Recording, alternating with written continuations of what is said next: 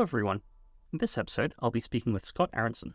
Scott is a professor of computer science at UT Austin, and he is currently spending a year as a visiting scientist for OpenAI, working on the theoretical foundations of AI safety.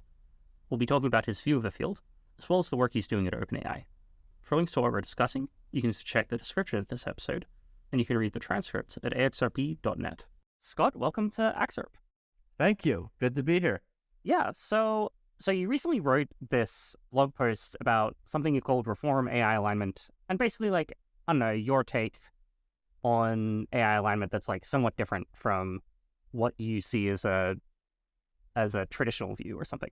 Can you tell me a little bit about, do you see AI causing or being involved in a really important way in existential risk anytime soon? And if so, how? Well, I guess it depends what you mean by soon, right? I am not a very good prognosticator, right? I feel like, even in quantum computing theory, which is this sort of tiny little part of the intellectual world where I've spent 25 years of my life, I can't predict very well, what's going to be discovered a few years from now in that, right? And if I can't even do that, then how much less can I predict, what impacts AI is going to have on human civilization over the next century, right? And, of course, I can try to play the Bayesian game.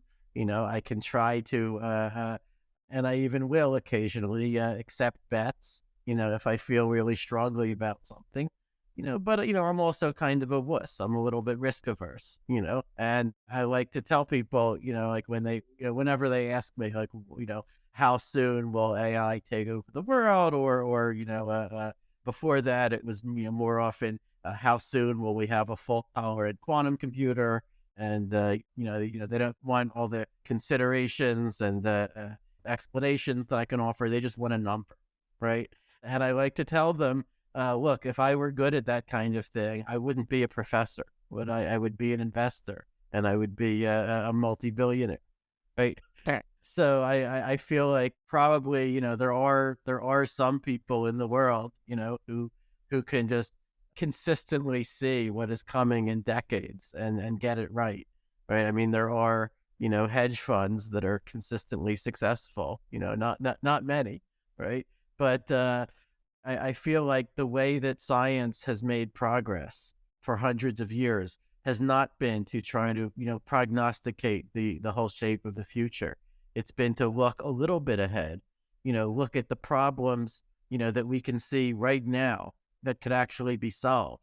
And rather than, predicting, 10 steps ahead the future, you just try to create the next step ahead of the future, right? And try to sort of steer it in what looks like a good direction. And I feel like that is what I try to do as a scientist. And, I've known the rationalist community, the AI risk community, since maybe not quite since its inception, right? But I mean, I started blogging in 2005, right? The heyday of Eliezer, writing the sequences, first on overcoming bias, and then on less wrong. That started around 2006, 2007. So, I was interacting with them, since the very beginning. A lot of the same people who read my blog also read, Eliezer and Robin, Eliezer Yudkowsky and Robin Hanson. Yes, thank you. Read each other, and we interacted. And I was aware that there are these people who think that AI existential risk is just the overwhelmingly important issue for humanity, right? It is so important that nothing else matters by comparison. And, and I was aware of the sort of whole worldview that they were sort of building up around that belief. And I always, I would say I neither wholeheartedly endorsed it nor dismissed it. Okay. I felt like certainly I see no reason to believe that the human brain represents the limit of intelligence that is possible, by our laws of physics, right? It's been limited by all sorts of mundane things, the energy that's needed to supply it, the width of the birth canal, right? there is absolutely no reason why you couldn't have, much more generally intelligent problem solving entities than us. And if and when those were to arise, that would be an enormous deal. I mean, just like, it was a pretty enormous deal for all of the other animals that we share the earth with when we arose. But I feel like in science, right, it's not enough for a problem to be, hugely important, even for it to be the most important problem in the world.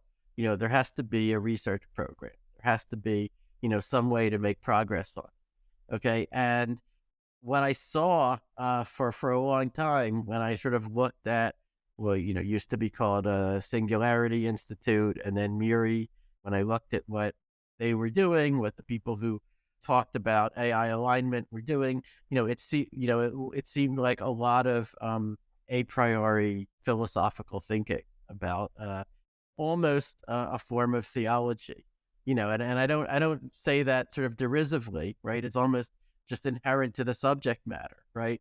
When you are trying to imagine a being that much smarter than yourself, right? Or that much more omniscient and omnipotent, than yourself, right? I mean, the term that humanity has had for millennia for that sort of exercise has been theology. And so there was a lot of, reasoning from first principles about assume, an arbitrarily powerful intelligence, what would it do in such and such a situation, right? Or, why would such and such approach to aligning it not work? Why would it see, so much further ahead of us that we shouldn't even bother? And, and the whole exercise felt to me like, I would feel bad, coming in as an outsider and saying like, I don't really see clear progress being made here. But many of the leaders of AI alignment, they also say that Yitkowsky, has, unfortunately, I feel bad, he seemed really depressed lately. His AGI ruin, list of lethalities essay was basically saying, we are doomed, right? Saying, we have not had ideas that have really moved the needle, this. And so you could say, if it's really true that we're just going to undergo this step change to this being that is as far beyond us as we are, beyond orangutans. And, we have as much hope of controlling it or directing it to our ends as the orangutans would have of doing that for us. Well, then, you've basically just baked into your starting postulates the futility of the exercise, right? And that it doesn't, whether it's true or it's not true, in science, you always have to ask a different question, which is what can I make progress on? Okay. And I think that the general rule is that to make progress in science, you need at least one of two things. You need a clear mathematical theory, or you need experiments or data, right? But what is common to both of those is that you need something in the something external to yourself that can tell you when you were wrong, okay? That can tell you, when you have to back up and try a different path. Now, in quantum computing, we're only just starting now to have the, experiments that are, on a scale that is, interesting to us as theorists, right? Quantum supremacy experiments, the first ones were just 3 years ago. But, that's been okay because we've had a very, very clear mathematical theory of, exactly what a quantum computer would be, right? And, in a certain sense, we've had that since Schrodinger wrote his equation down in 1926, right? But certainly we've had it since, Feynman and Deutsch and Bernstein, Vazirani in the 80s and 90s wrote down the mathematical basics of quantum computation. Okay, now in deep learning for the past decade, it's been very much the opposite, right? They do not have a mathematical theory, that explains almost any of the success that deep learning has enjoyed, but they have, reams and reams of data, right? They can try things, and they now are trying things out on an absolutely, enormous scale, learning what works, right? And that is how they're making progress. And with AI alignment, I felt like it was in, maybe, not, this is sort of not necessarily anyone's fault, it's sort of, inherent to the subject, but it was in the unfortunate position for decades of having neither a mathematical theory nor the ability to get data from the real world. And I think it's almost impossible to make scientific progress under those conditions. A very good case study here would be string theory. String theory has been trying, to make progress in physics in the absence of both, experiments that directly bear on the questions they're asking and, a clear mathematical definition of what the theory is, right? I mean, they have some. I mean, the vertex operator algebras exist, right? You can write a math textbook about them. Yeah, no. I mean, it's, you could say that it is amazing how much they have been able to do, even in the teeth of those obstacles, right? And partly it's because they've been able to break off little bits and pieces of a yet unknown theory, where they can study it mathematically, right? And in ADS-CFT is a little piece that you can break off that is better defined, or that can be studied independently from the whole structure. So I think that when you're in a situation where you have neither a mathematical theory nor experiments, then you're sort of out at sea, right? And you need to try to grab on to something, okay? And the case of science, that means looking for little bits and pieces of the problem that you can break off, where you at least have a mathematical theory for that little piece, or you at least have experimental data about that little piece. And now the reason why I am excited, right now about AI alignment, and why, I when OpenAI approached me last spring with the proposal that, hey, we read your blog, we'd like you to take off a year and think about, the foundations of AI safety for us. And, and I was very skeptical at first. Why on earth do you want me, right? I'm a quantum computing theorist. There are people who are so much more knowledgeable about AI than I am. I mean, I studied AI in grad school, for a year or two before I switched to quantum computing, so I had a little bit of background. That was in 2000. That was well before the deep learning revolution. Although of course we all of the main ideas that have powered the revolution. Of neural nets, back propagation. We were very familiar with all of them back then. It's just that they hadn't yet been implemented on a big enough scale, to show the amazing results that they have today. Even then, I felt like, machine learning was clearly going to be important, like it was going to impact the world on a, probably shorter time scale than quantum computing would. But I was always frustrated by the sort of inability to make clean mathematical statements, that would answer the questions you really wanted to answer. Whereas in quantum computing, you could do that. And so I sort of fell in with the quantum crowd at some point. So now, after 20 years out of AI, I'm sort of, dipping my foot back into it. I ultimately did decide to accept OpenAI's offer to spend a year there. And it was partly because, I've just been as bowled over as everyone else by GPT and DALL-E and, what they've been able to do. And I knew it was going to be an extremely exciting year for AI, and it seemed like a good time to get involved. But also, I felt like AI safety is finally becoming a field where you can make clear, legible progress, where we actually, first of all, we have systems like GPT, that fortunately, I think are not in any immediate danger of destroying the world. But they are in danger of enabling various bad actors to misuse them, to do bad things, right? Maybe smallest and most obvious example is that, every student on earth will be tempted to use GPT to do their homework.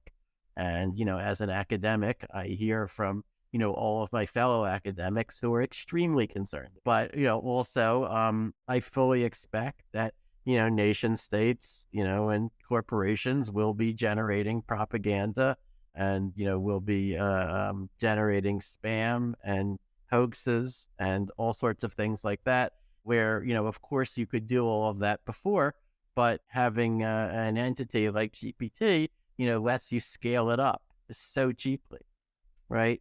And so, we are going to see sort of powerful AIs, let loose in the world that people are going to misuse. And all of a sudden, AI safety is now an empirical subject, right? It is now, we can now learn something from the world about what works and what doesn't work to try to mitigate these misuses, right? And we still don't have a mathematical theory, but we can at least formulate theories and see which ones are useful, see which ones are actually giving us useful insight about how to make GPT safer, how to make DALL-E safer. So now, it becomes the kind of thing that science is able to act upon. And so, there's a huge irony here, which is that, I would say that Eliezer and I have literally switched positions about the value of AI safety research, where, he spent decades saying that, everyone should be, everyone who is able should be working on it. It is, the most important thing in the world. I was sort of keeping it at arm's length. And now he is saying, like, we're doomed. Maybe we can try to die with more dignity, right? Maybe we can try for some Hail Mary pass, but basically we're doomed. And I'm saying, no, actually, AI safety is getting interesting. This is actually a good time to get into it.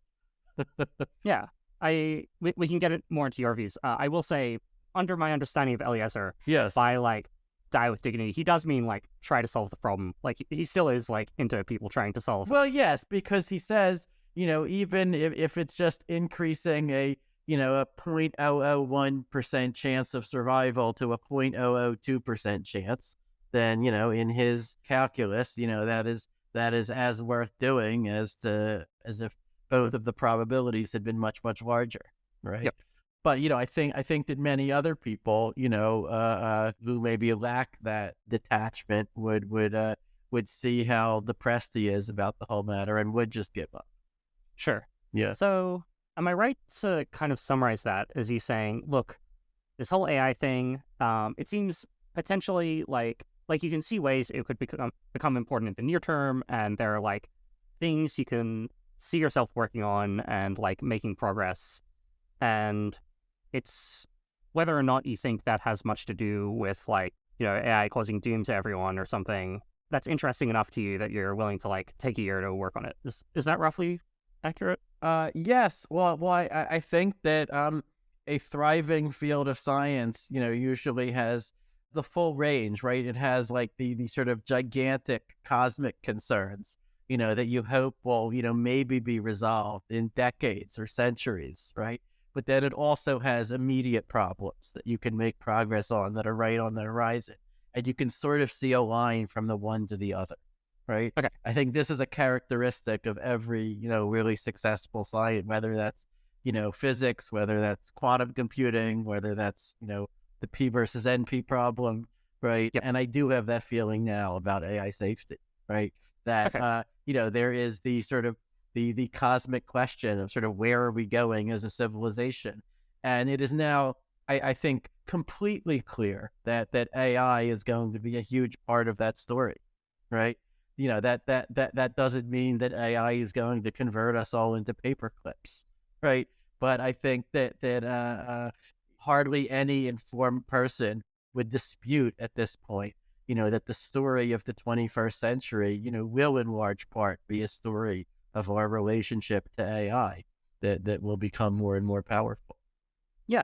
When you say you can kind of see a pathway from one to the other, Yes. can you tell me a bit? Yeah, what like connection do you see between like, okay, we like figure out how to stop, for example, students cheating on their homework with GPT? Like, yeah, how do you see that linking up to matters of cosmic concern? Yeah. If you do, Yeah. So in Turing's paper, Computing Machinery and Intelligence, right, in 1950, that, set the terms for, much of the discussion of AI that there's been in the 73 years since, right? The Huh. last sentence of that paper was, we can see only a short distance ahead, but we can see much there that needs to be done.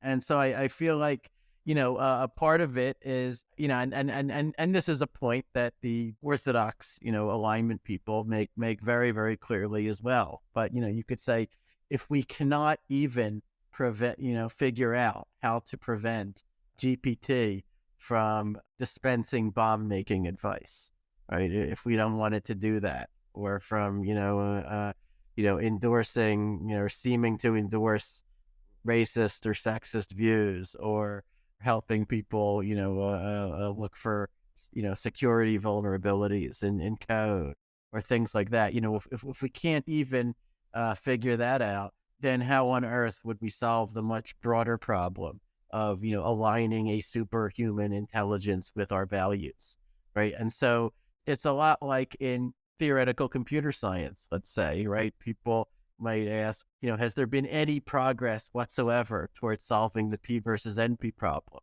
right? And I've written a 120-page survey article about that exact question, right? And my answer is basically, well, people have succeeded in solving a whole bunch of problems that, would need to be solved, along any, as far as I could tell, along any path that would eventually culminate in solving P versus NP, right? So that doesn't mean that you can put any bound on like how far are we from a solution, right? It just means that you're walking down a path and it seems like the right path, and you have no idea how much longer that path is going to continue. okay, Right. So I feel much the same way with AI alignment, like understanding how to make large language models safer is on the right path, right?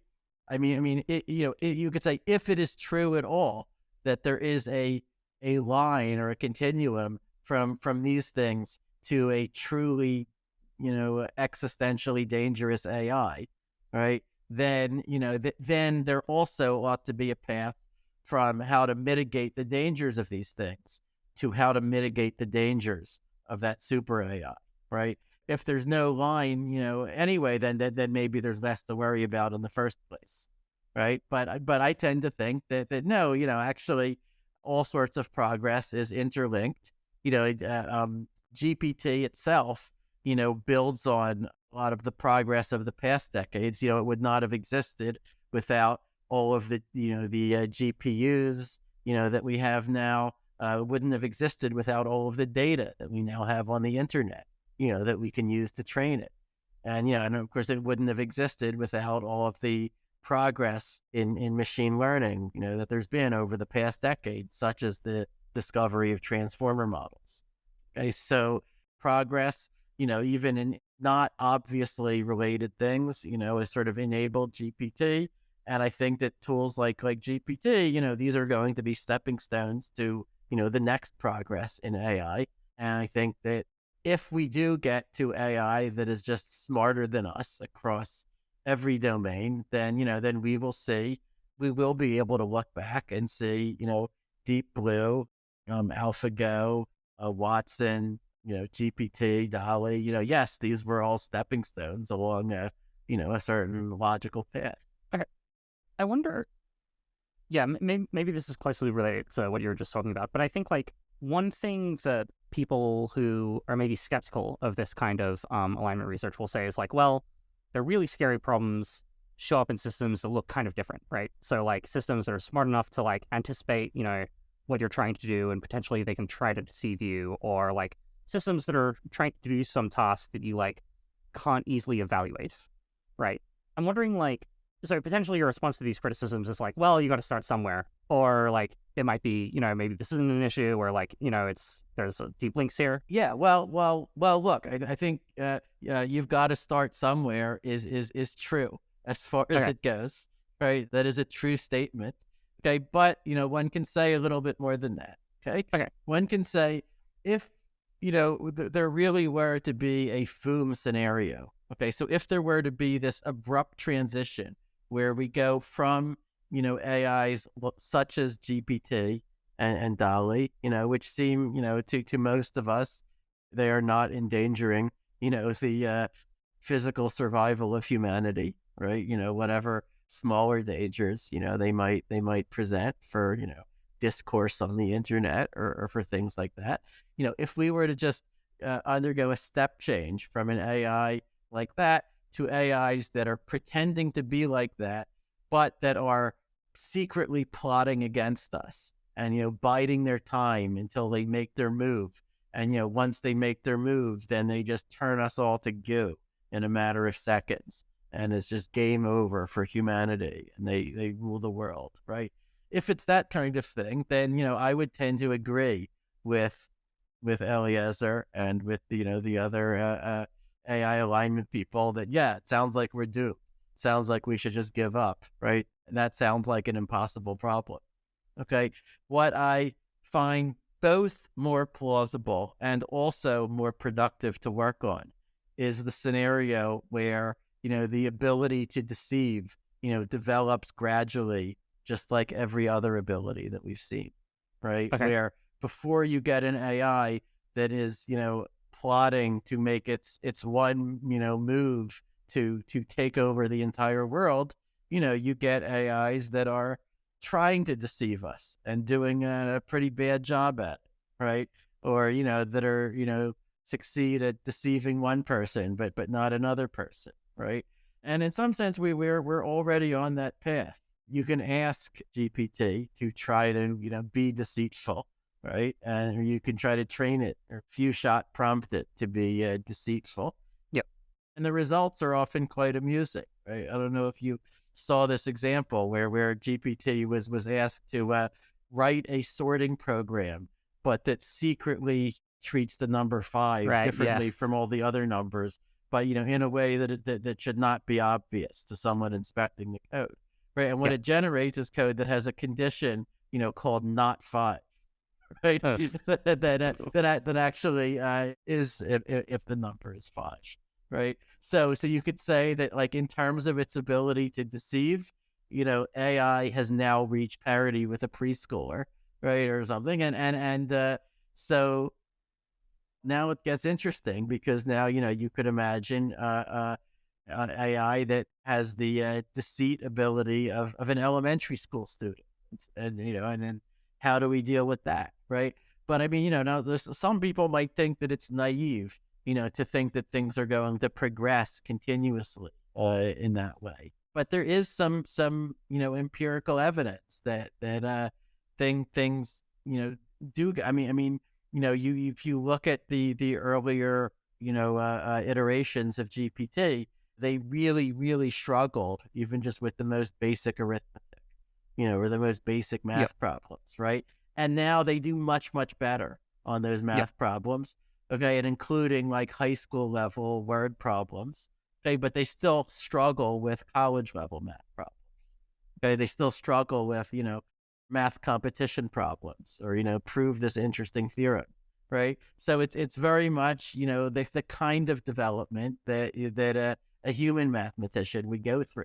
And even the mistakes that it makes when it tries to solve a hard math problem, are like the mistakes, that I have seen in 1,000 exams that I have graded.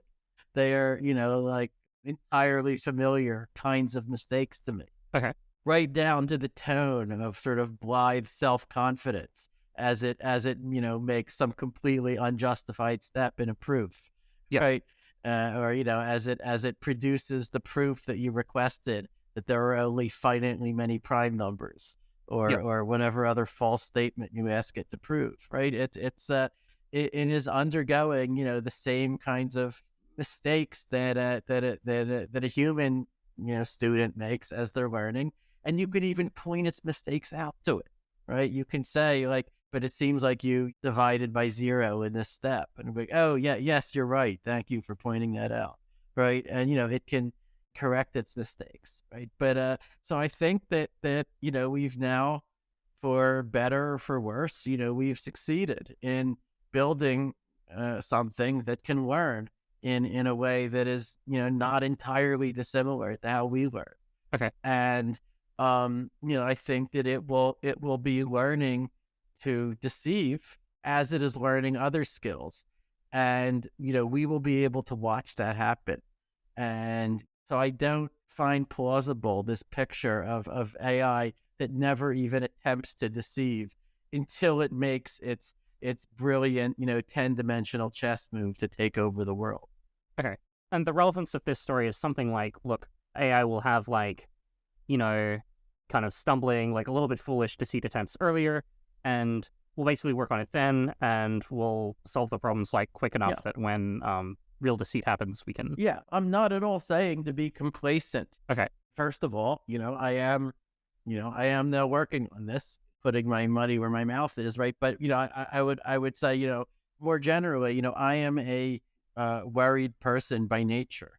Okay, the question for me is not sort of whether to be worried; it's which things to be most worried about, Okay. right? I am worried about the future of civilization on many fronts. Okay, I am worried about climate. I am worried, about droughts that are going to become much more frequent, and as we lose access to fresh water, what happens as really as weather gets more and more unpredictable.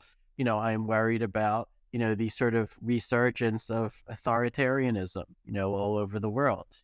So I'm worried about geopolitical things. I think 80 years after the invention of nuclear weapons, that continues to be a very huge thing to be worried about, as we were all reminded this past year by the war in Ukraine. Okay, so I am worried about pandemics that will, make COVID look like just a practice run. And I think all of these worries kind of interact with each other, to some degree, right? Climate change is going to exacerbate, all sorts of geopolitical rivalries, right? We're already seeing that happen. Okay, my way of thinking about it, AI is now one more ingredient that is part of the stew of worries that are going to define this century. Okay. Right? It interacts with all of the others. The U.S. just restricted the sale of chips to China, partly because of worries about AI acceleration, right?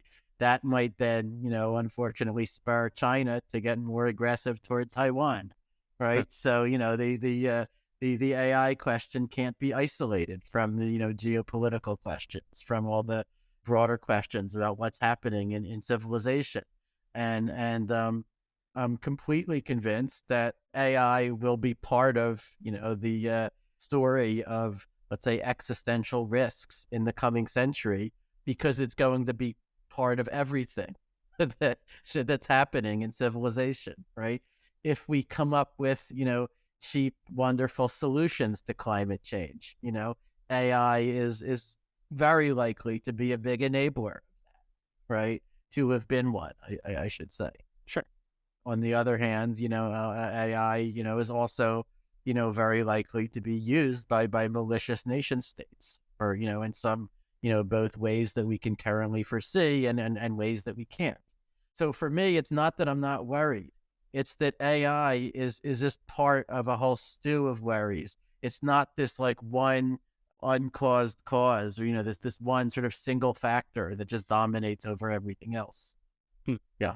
Before we move on a little bit, can I tell you a little story about AI deception? Sure. Kind of fun little story. Sure. I was playing around with Anthropic's chatbot, which it's currently in private beta. I was lucky enough to hang out at someone's house and they gave me an invite. So yeah, one fun scenario I managed to put it in is a case where like Australia has invaded New Zealand, right? And they go to give a speech by the New Zealand Minister of Defence to like New Zealanders to fight off these Australians, right?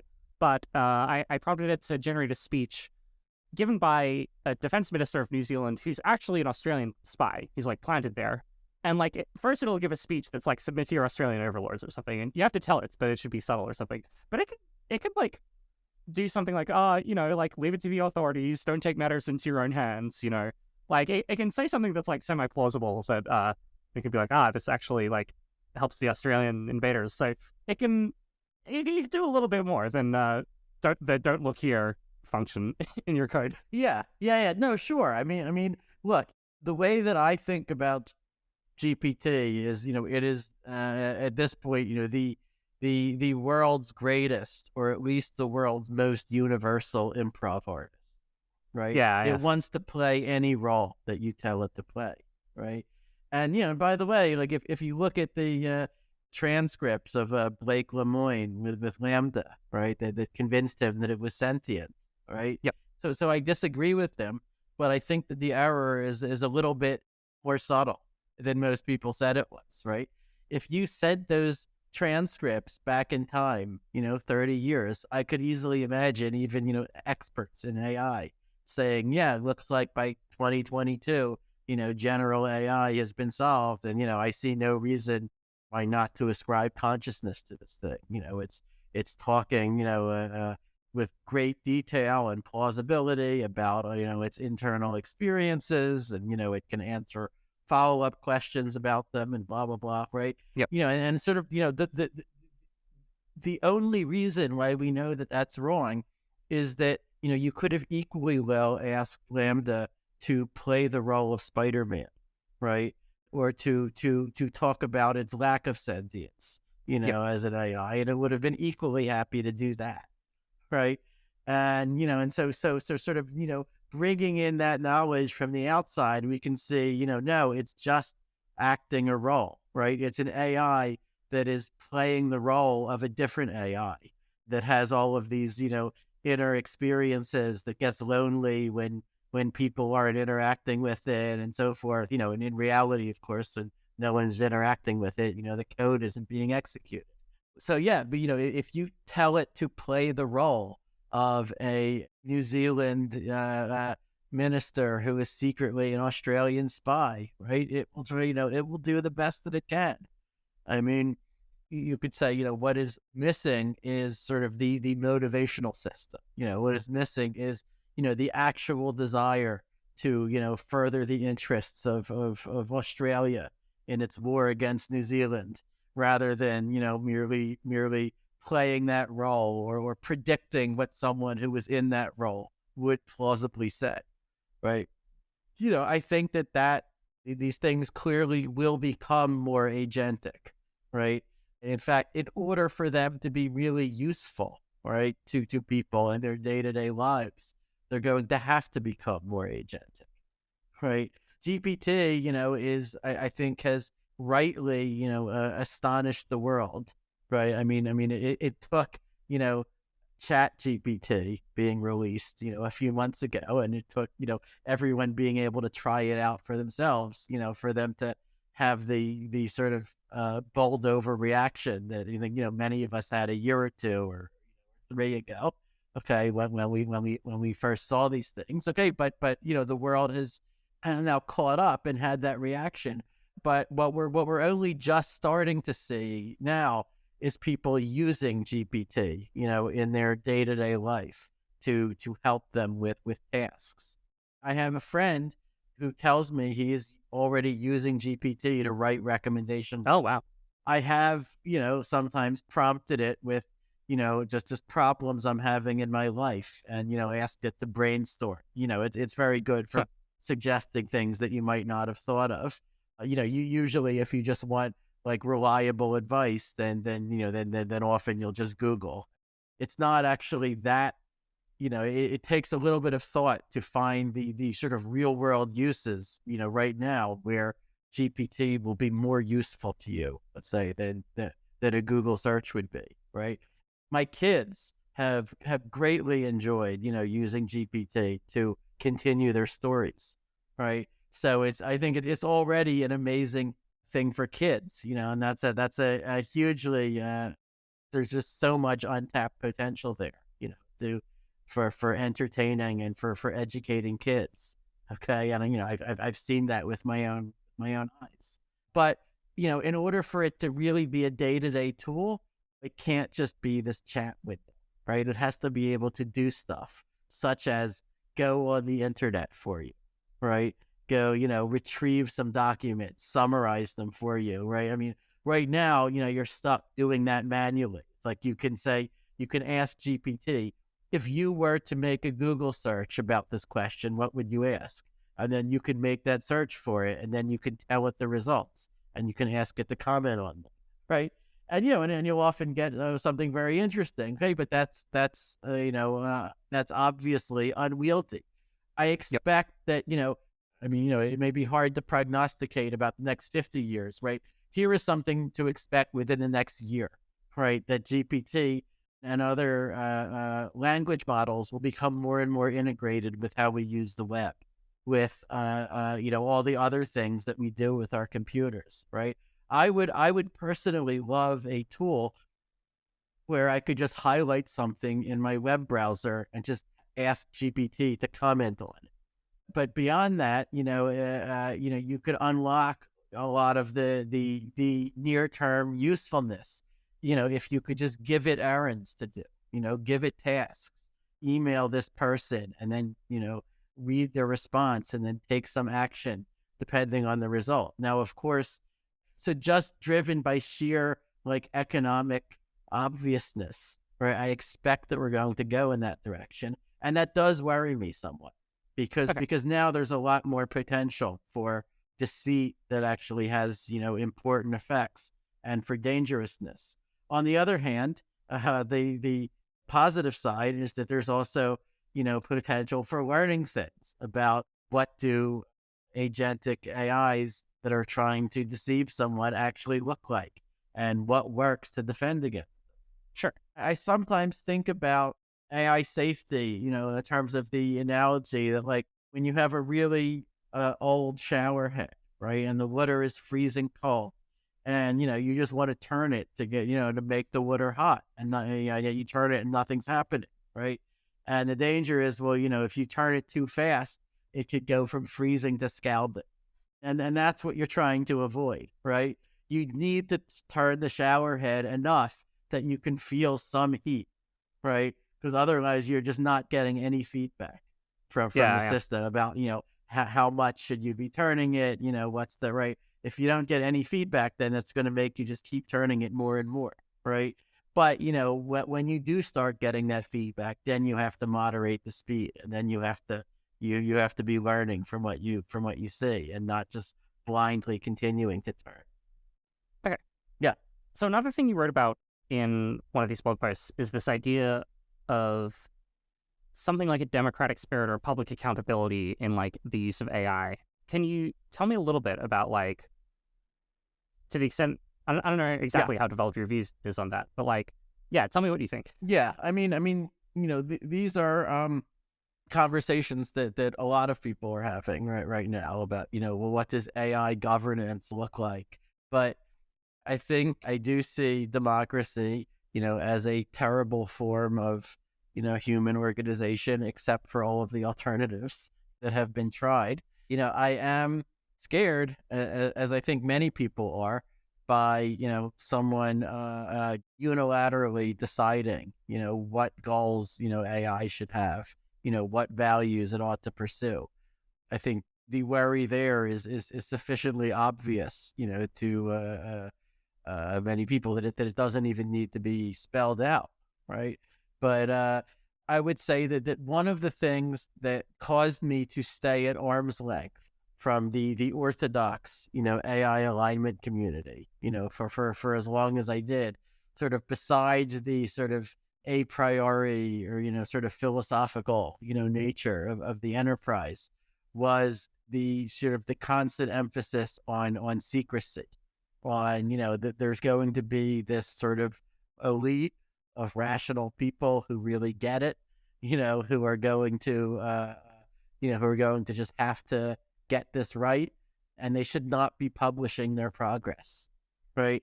Because, publishing your progress is a way, to just cause acceleration risk. And, I think that eventually you may be forced into a situation where, let's say, some AI project has to go dark, as the Manhattan Project went dark, Hmm. as I guess the whole American nuclear effort, went dark around 1939 or something like that. Okay, but Yep.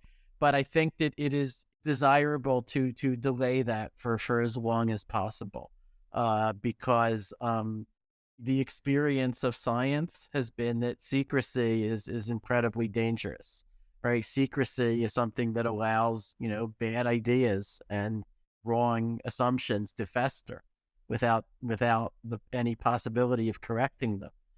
And the way that science has had the spectacular success that it's had over the past 300 years was via an ethos of put up or shut up, via people, sharing their discoveries and trying to replicate them. It was not via secrecy. And also, I think that, if there is the perception that AI is just being pursued by this sort of secretive cabal, or this sort of secretive elite, that's not sustainable. People will get angry with that. They will find that to be unacceptable. They will be upset that they do not have a say, or that they feel like they don't have a say in this thing that's going to have such a huge effect on the future of civilization. And how you expect that, that you're going to just have a secret club that's able to make these decisions, and have everyone else go along with that. Like, I really don't understand that. So I think, like I said, democracy is kind of, the worst system except for all of the others, right? What people mean when they say that is that, if you don't have a some sort of democratic mechanism for, resolving disagreements in society, then historically the alternative to that is violence, right? I mean, it's not like there's some magical alternative where the most rational people just magically get put in charge. Okay, that just doesn't exist. So I think that we have to be thinking about, is this, being done, in a way that benefits humanity, and not just unilaterally deciding, but actually, talking to many different sectors of society, and getting feedback from them. That doesn't mean just sort of kowtowing to, Huh. to anything. Look, OpenAI is a company, right? It's a company that is under the control of a not-for-profit foundation, that has a Huh. mission statement of, developing AI to benefit humanity, right? Which is a very, very unusual structure. Okay, but it is, as a business, it is not subjecting all of its decisions Huh. to, a democratic vote of the whole world, right? It is, developing products, tools, and making them Huh. available, putting them online for people who want them. Okay. But I think that it's at least doing something Huh. to try to, justify the word open in its name, right? It is putting these tools out. It famously, I guess, Google and Facebook, had, and I guess Anthropic, have also had language models, right? But the reason why GPT sort of captured the world's imagination Yep. these past few months is simply that it was put online, and people could go there and get a free account, and they could start playing around with it. Now, what's interesting is that OpenAI, in terms of openness and sort of accountability to the public, Yep. OpenAI has been bitterly attacked from both directions. Okay, so these sort of traditional alignment people think that OpenAI's openness, may have been the thing that has doomed humanity. Okay, Eliezer had a very striking Twitter thread specifically about this, where he said that Elon Musk single-handedly doomed the world by starting OpenAI, which then was like a monkey Huh. trying to reach the first for the poisoned banana, and then force, was the thing that would force all of the other companies, Google and DeepMind and so forth, to accelerate their own AI efforts to keep up with it. And then that means that, this is the reason why Yeah. AGI will happen too quickly and there won't be enough time for alignment. Okay. So he would have, enormously preferred if OpenAI would not release its models, or if it would not even, tell the world about these things. Okay. Now, but then I hear from other people who are equally livid at OpenAI Yep. because, it will release more details about what it's doing. Right. And why does it call itself open? And yet, it won't tell people, even about, when the next model is coming out, or about, what exactly went into the training data, or about, how to replicate the model, or about all these other things.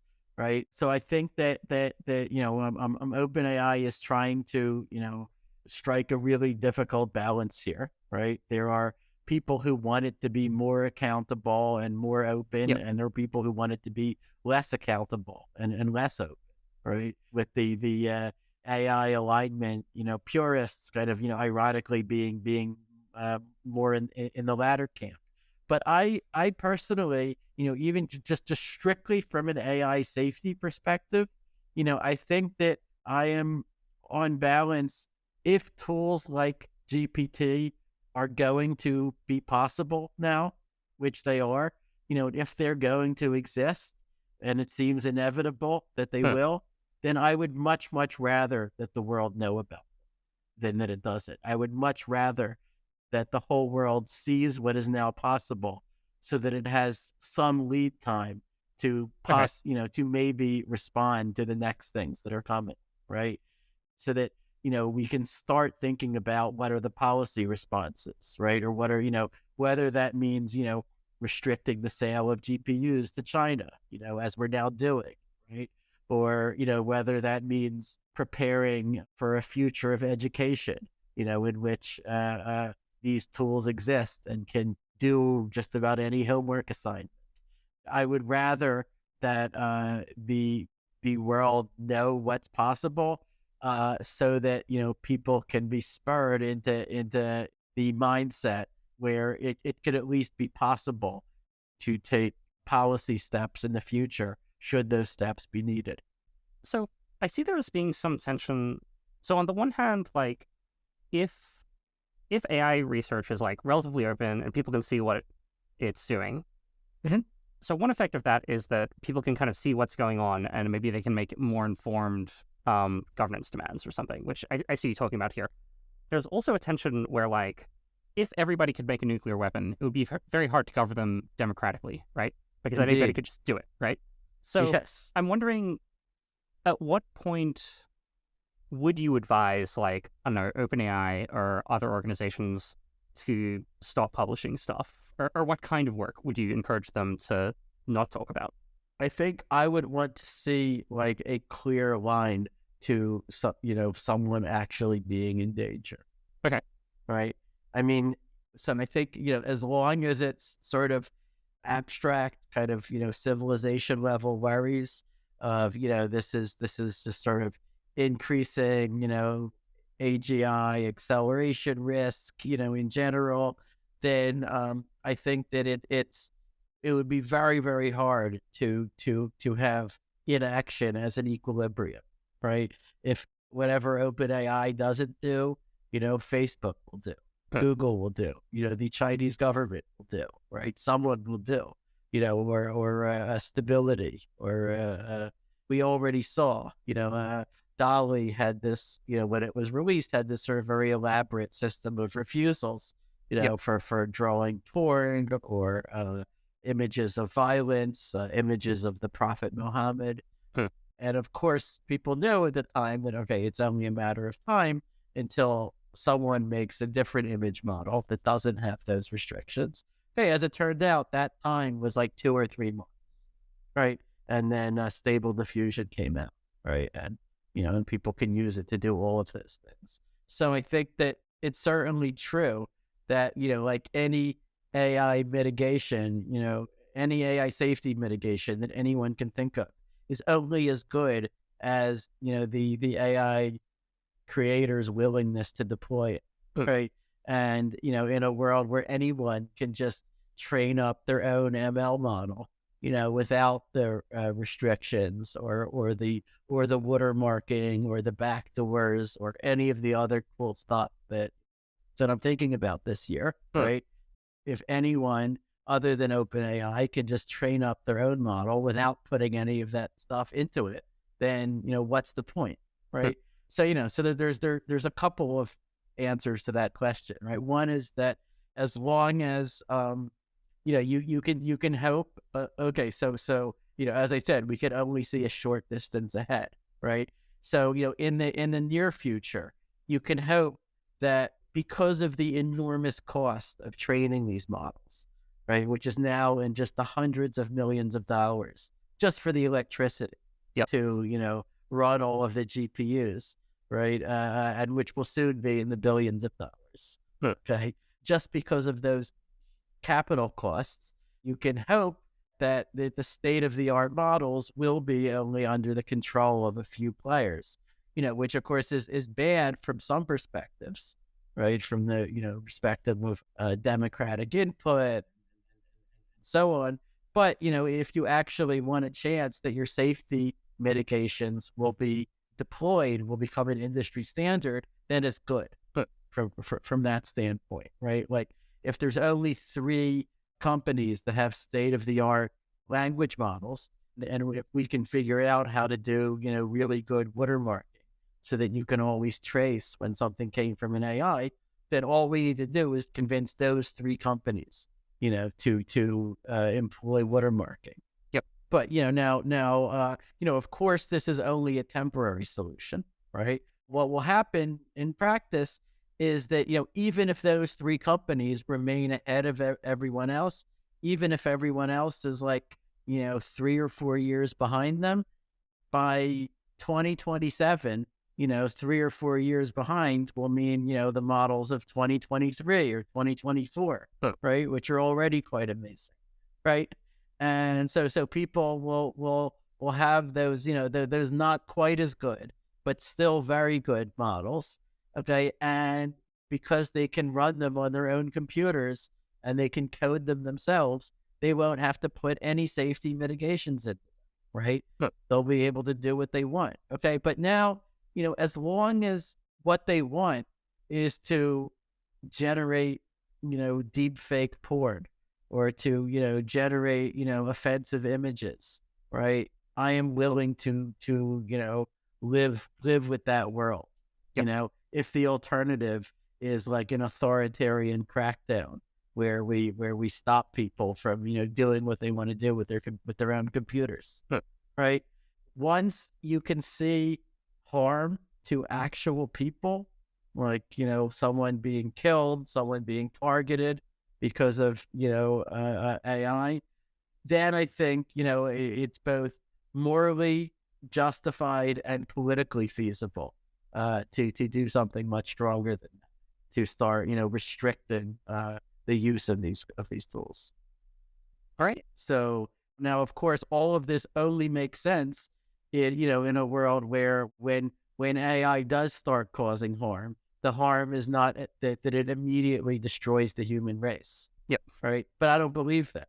I think that, for better or worse, we are going to see, real harm from AI, as we're going to see, them used to, unfortunately, to help, plan terrorist attacks, to do really nasty things. But those things, at least at first, will be far, far short of the destruction of civilization. And that is the point where I think it will be possible to start thinking about, how do we restrict the, dissemination of things that can do real harm to people. All right. So now that we've covered kind of your views on AI safety alignment as a whole, in some sense, you're in this middle camp, right? Where like you could be like really way more freaked out by, AI doom and stuff, as the people you described as orthodox AI alignment are, or you could be significantly less concerned about the whole thing and think, like it's basically going to be fine.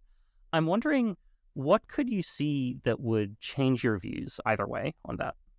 Ah, that's an excellent question. I mean, I think, my views have already changed significantly, Hmm. just because of, seeing what AI was able to do, over the past few years, right? I Okay. think the success of, generative models, like GPT and Dolly and so forth is something that I did not foresee. I mean, I may have been, optimistic, but not at all sufficiently optimistic, about what would happen as you just, scaled machine learning up. And my one defense is that hardly anyone else foresaw it either, right? But at least I hope that, once I do see something, I am able to update. I think 10 years ago, I would not have imagined, taking a year off from quantum computing to work on AI safety. And now, here I am, and that's what I'm doing. So I think it should not be a stretch to say that my views will continue to evolve in response to, events, and that I see that as a good thing and not a bad thing. Sure. Right. So as for what would make me more scared, I mean, the first time that we see an AI actually deceiving humans, for some purpose of its own, copying itself over the internet, covering its tracks, things of that kind. I think that, that the whole discussion about AI risk will change Okay. as soon as we see that happen, because first of all, it will be clear to everyone that, this is no longer a science fiction scenario, right? And I think right now, the closest that we have to that is that, like, you can ask GPT questions, if you were to, deceive us, if you were to hack your server, how would you go about it, right? And it will kind of pontificate about that, as it would pontificate about anything you asked it to, right? It will even, generate code that might be used as part of such an attack if you ask it to do that. And if the reinforcement learning filters, fail to catch that this is not a thing that it should be doing. But, you could say that Chat GPT is now being used by something on the order of 100 million people, right? It was like the most rapid adoption of any service in the history of the internet, I think, since it was released in December. The total death toll from language model use, I believe, stands at 0, right? And, once there's a whole bunch of possible categories of harms. And actually, I was planning a future blog post that would be exactly about this. That would be, what are the fire alarms that we should, be watching out for? And, we should, rather than just waiting for those things and then deciding how to respond, we should decide in advance how we should respond to each thing if it happens. So let me give you some examples. Okay. What about, the first time when some depressed person commits suicide because of, or plausibly because of, interactions that they had with a language model, Hmm. right? If you've got hundreds of millions or billions of people using these things, right, it's then, almost any such event you can name, right, it's probably going to happen somewhere, right?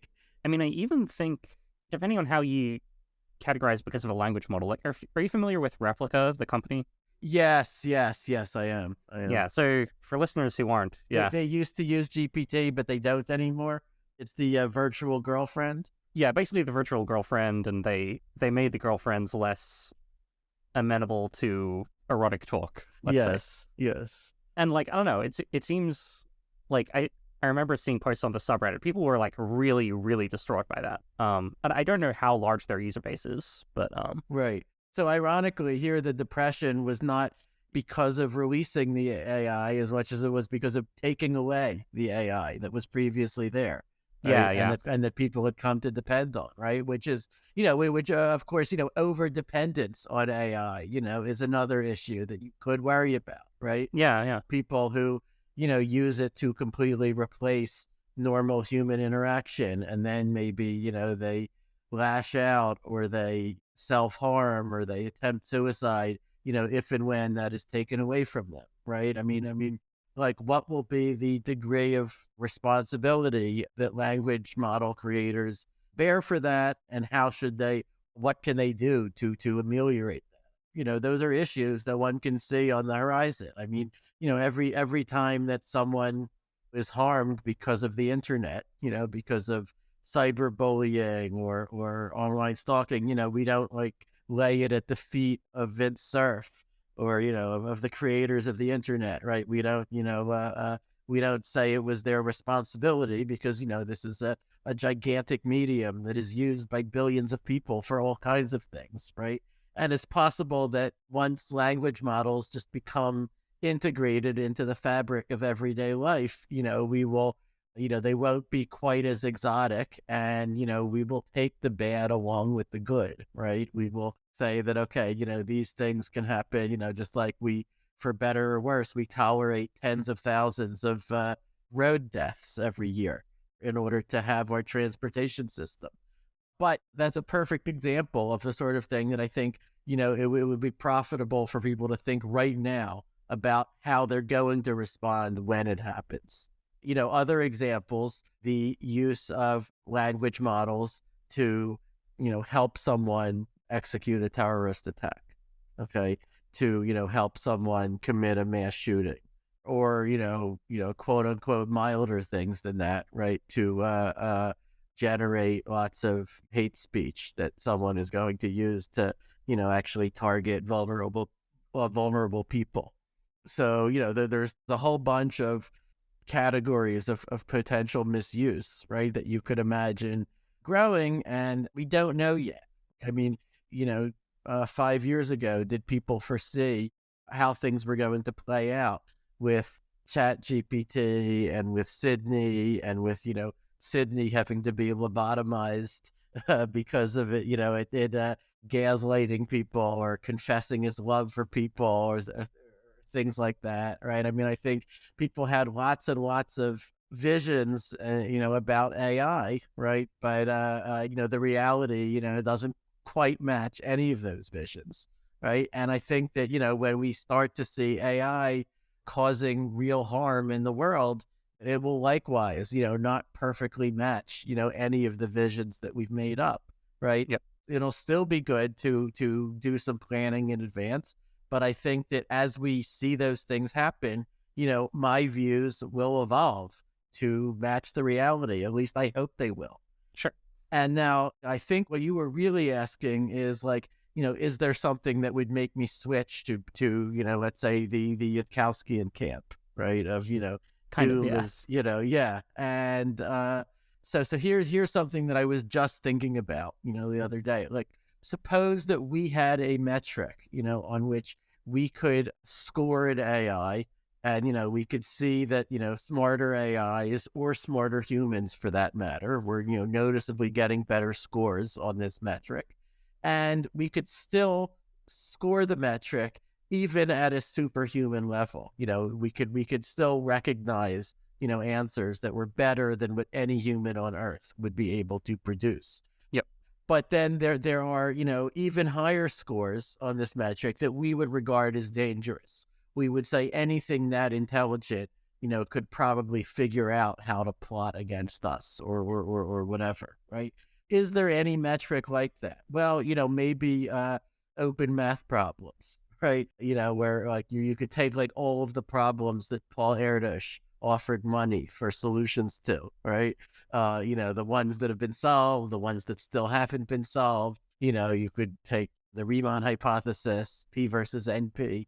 And these are all things, that have the crucial property that, we know how to recognize a solution to them, even though we don't know how to find it. Okay. And so we could sort of, at least in these domains, like in chess or in Go, we could recognize superhuman performance if we saw it. Right. And then the question is, okay, computers have been superhuman at chess, for a quarter century now, but we haven't regarded them as dangerous for that reason. Right. Yep. Is there a domain where both we could recognize superhuman performance and sufficiently superhuman performance, would set off an alarm that this is dangerous, Hmm. right? I think math might be a little bit closer to that. You could also imagine tests of hacking ability, deception ability, things like that. And now, if you had a metric like that, then that would give you like a clear answer to your question, right? It would give you a clear thing short of an AI apocalypse that would sort of set off the alarm bells that an apocalypse, might be coming, right?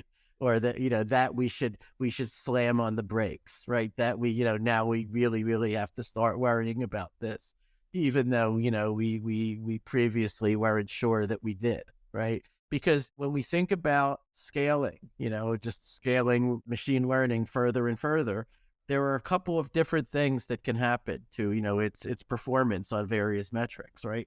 One is that you just see a gradual increase in abilities, Hmm. right? But another is that you can see a phase transition, or, Yep. a very sharp turn where the model, at a certain scale, it goes from just not being able to do something at all to, suddenly just being able to do it, right? And we've already seen examples of those phase transitions with, Yeah, yeah. with existing ML models. Now you could say, and of course this is what the orthodox AI doom people, worry about a lot, right? There could be an arbitrarily sharp turn, right? So things could look fine, and then, sort of arbitrarily fast, for all we can prove today, undergo a phase transition to being existentially dangerous. Hmm. Now, what I would say is that if that were to happen, it would be sad, of course. I would mourn for our civilization. But, in a certain sense, there was not that much that we could have done to prevent it, right? Or rather, in order to prevent it, we would have had to sort of arrest technological progress, in the absence of a legible reason to do so, which, even if you or I or Eliezer were on board with that, getting the rest of the world on board with that, it might still be a non-starter, right? Okay. But there is another possibility, right? Which is that the capabilities will increase as you scale the model, in such a way that you can extrapolate the function and you can see that, if we scaled to such and such, then, the naive extrapolation would put us into what we previously decided was the dangerous regime. And if that were the case, then I think now you've got your legible argument, like, yeah, we should slam the brakes. And you could explain that argument to, anyone in, in business or government and the scientific community. And that is the sort of thing that I could clearly imagine changing my view, putting me into the doomerist camp. Okay. So that was what would make you kind of more doomerist or more Mhm. concerned on various axes. I'm wondering what would make you just more sanguine about the whole thing. Like, I Yeah. guess we don't really need to work on AI safety at all. Well, I mean, if everything goes great, right? If these, tools become more and more integrated into daily life, used by more and more people, and even as they become more and more powerful, they are clearly still tools, right? They sort of we no more see them sort of forming the intent to, take over or plot against us, that we see that on the part of Microsoft Excel or the Google search bar, right? If AI develops in a direction where, it is a whole bunch of different tools for people to use and not in the more agentic direction, say, then yeah, that would make me feel better about it. Now, it's important to say that, I think Eliezer, for example, would still not be reassured in that scenario, right? Because, he could say, well, these could be unaligned agentic entities that are just biding their time and just pretending to be helpful tools, right? And I kind of differ. And then, I want to see kind of legible, empirical or theoretical evidence that things really are moving in that direction, in order for, for me to worry more about it rather than worrying less. Okay. So, yeah, now that we understand that, I'm interested in talking about work that you've done at Yeah. OpenAI already. Sure. Yeah, so I think in a while back in a blog post, you mentioned that you're interested in like fingerprinting, like whether text Eh? came out of GP3 or other things. I think you Yes. mentioned, I think you had a talk to EA people at UC Austin or something. You mentioned Uh-huh. some other projects. I'm not Yeah. sure. I'm not sure which of Yeah. those are like in a state where you want to talk about them. Yeah. So I mean the watermarking project is in the most advanced state. A prototype has been implemented. It has not yet been rolled out to the production server, and OpenAI is still weighing the pros and cons of doing that. But in any case, I will be writing a paper about it.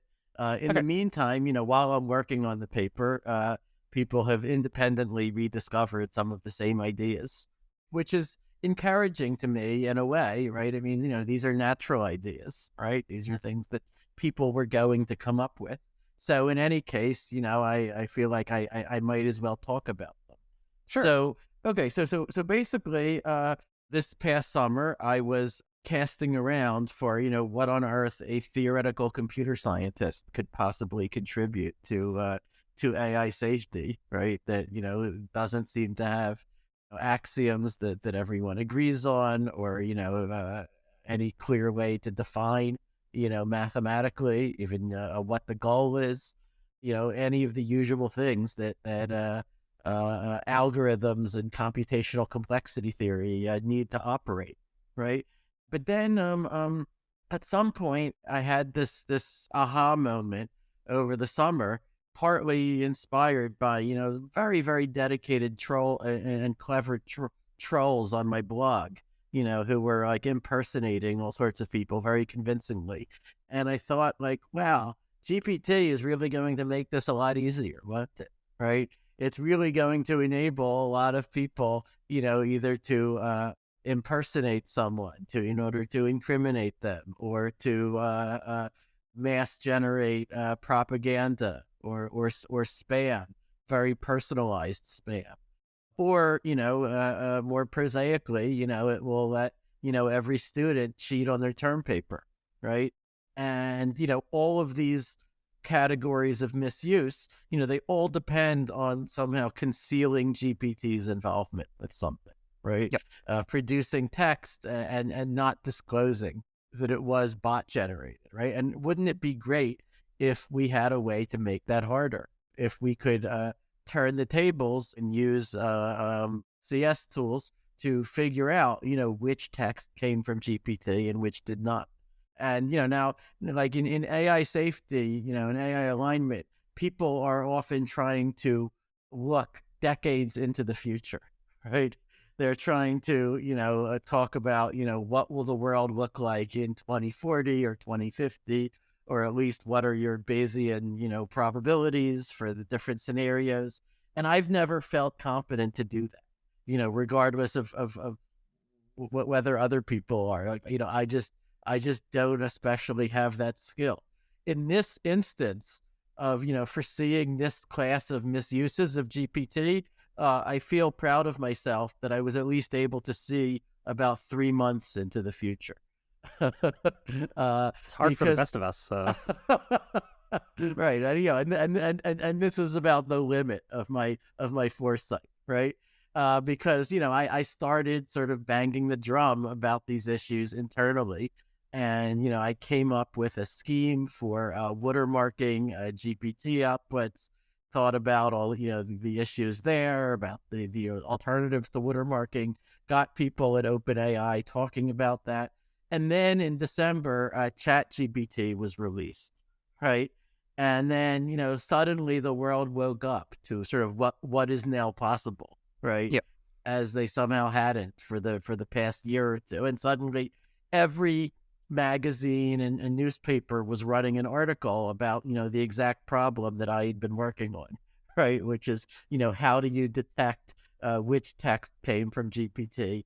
How do you head off this quote unquote essay apocalypse? The end of Mm. the academic essay, right? When every student will just will at least be tempted to use Chat GPT to do all of their assignments. Just a week or two ago, I don't know if you saw, but South Park did a whole episode. Oh yeah, yeah. I saw the episode existed. I haven't seen it. It's worth it. It's good. It's a good episode about this exact problem. Where I don't want to, not to give too much away, but the kids at South Park Elementary and the teachers come to rely more and more on ChatGPT to do all the things that they're supposed to be doing themselves. Yeah. And then eventually, yeah. Is ChatGPT a trademark? Like, did they have to get OpenAI's permission to make that episode? There's probably some fair use, Okay. exception. If so, no, I mean they use the OpenAI logo, and they like show like a cartoon version, but what the interface actually looks like, and then at some point the school brings in this this wizard, magician guy, like who has these like this flowing beard and robes. And he has a falcon on his shoulder, and the falcon flies around the school and caws whenever it sees GPT-generated text. Okay? Now, that bearded wizard in the robe, like that's my job, right? That's like, it was absolutely surreal to watch, South Park, which I've enjoyed for 20-something years, and like have a whole episode about this is my job right now. Yeah. So, so certainly, like, I don't have to make the case anymore that like this is a big issue. So now now we come to the technical question of, how do you generate how do you detect, which text was generated by GPT and which wasn't.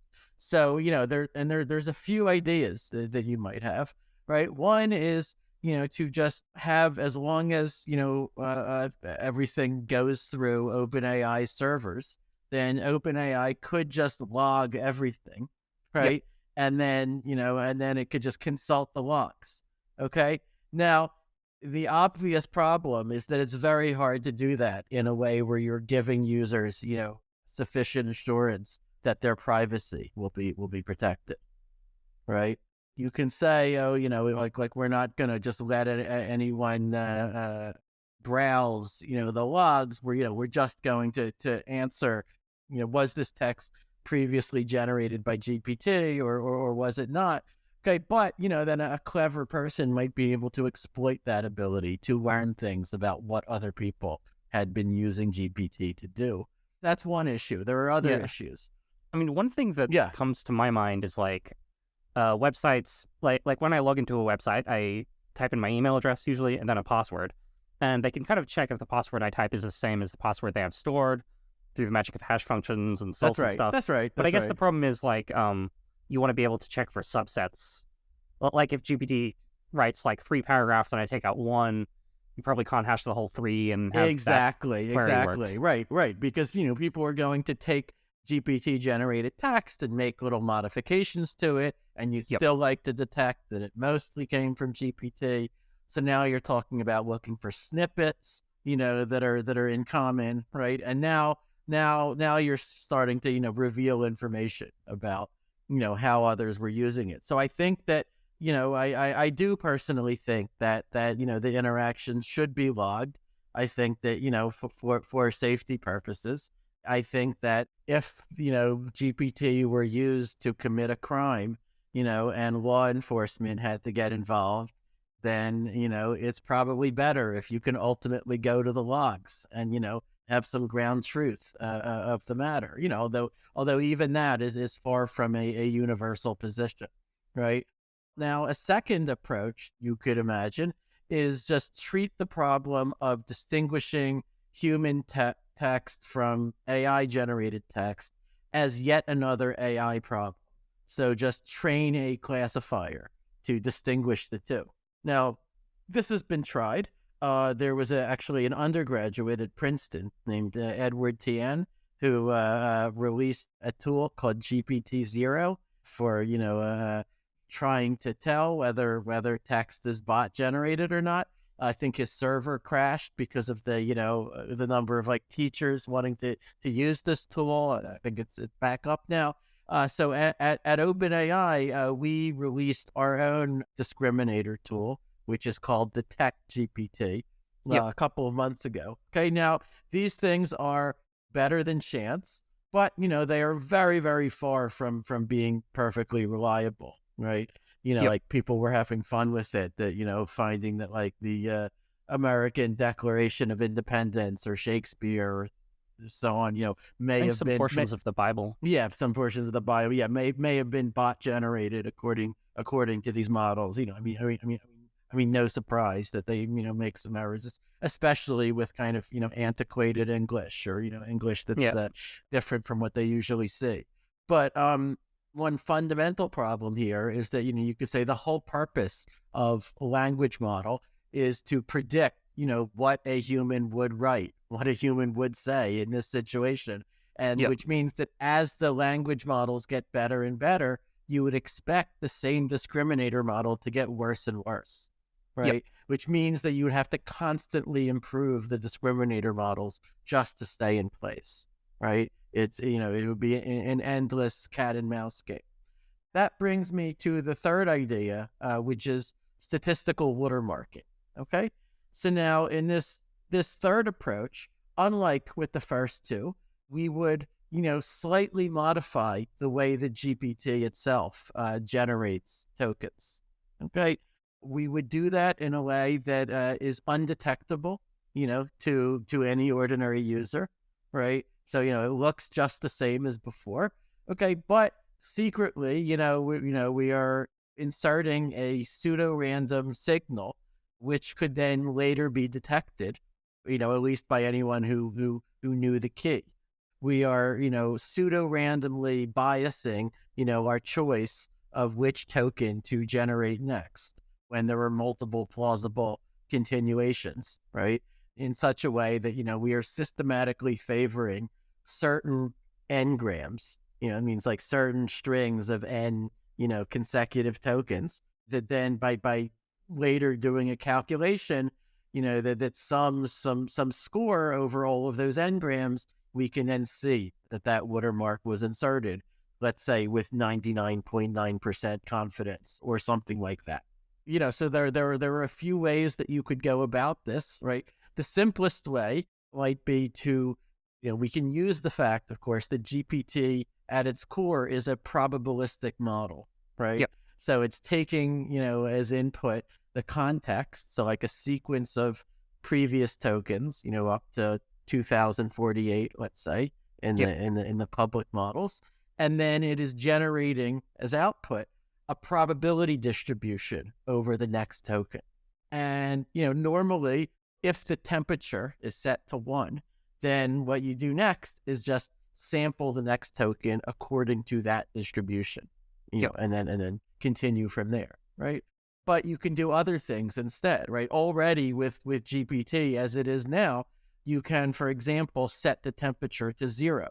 If you do that, then you're telling GPT to always choose the highest probability token, right? So you're making its output deterministic. Okay. But now we can imagine other things that you could do. Okay. So you could slightly modify the probabilities, in order to systematically favor, certain combinations of words. And that would be, a simple watermarking scheme, right? Yep. And, other people have also thought of this, now you might worry that it might degrade the quality of the output, right? Because now the probabilities are not the ones you wanted. And you might worry that there's a trade-off between the strength of the watermark signal, versus the degradation in model quality. Okay. The thing that I realized in the fall that kind of surprised some people when I explained it to them is that you can actually get watermarking with zero degradation of the model output quality. So you don't have to take a hit there at all. And the reason for that is that what you could do is when GPT is giving you this probability distribution over the next token, you can sample pseudo randomly, okay, in a way that number one is indistinguishable to the user from sampling from the distribution that you are supposed to sample from, right? So, like in order to tell the two apart, they would have to break the pseudo random function, basically, right? Have some, cryptographic ability that we certainly don't expect a person to have, right? Yep. Okay, but then number two, this pseudo-random choice will have the property that it is sort of systematically favoring certain engrams, right? Certain combinations of words that you can then recognize later that, yes, this bias was inserted. And presumably, like, the set of engrams that's favored must also be in some sense pseudo-random, right? It is, yes. Because otherwise you'd be able to just see, like, oh, it's... Exactly. In fact, we have a pseudo-random function that maps the engram to, let's say, a real number from 0 to 1, right? And let's say we call that real number r sub I, if for each possible choice I of the next token.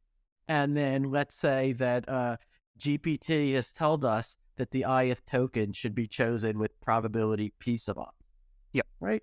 Okay, and so now, we have these two sets of numbers, like call it, if there are k possible tokens, call them P1 up to PK, Yep. which are probabilities, and R1 up to RK, which Yep. are pseudo-random numbers from 0 to 1.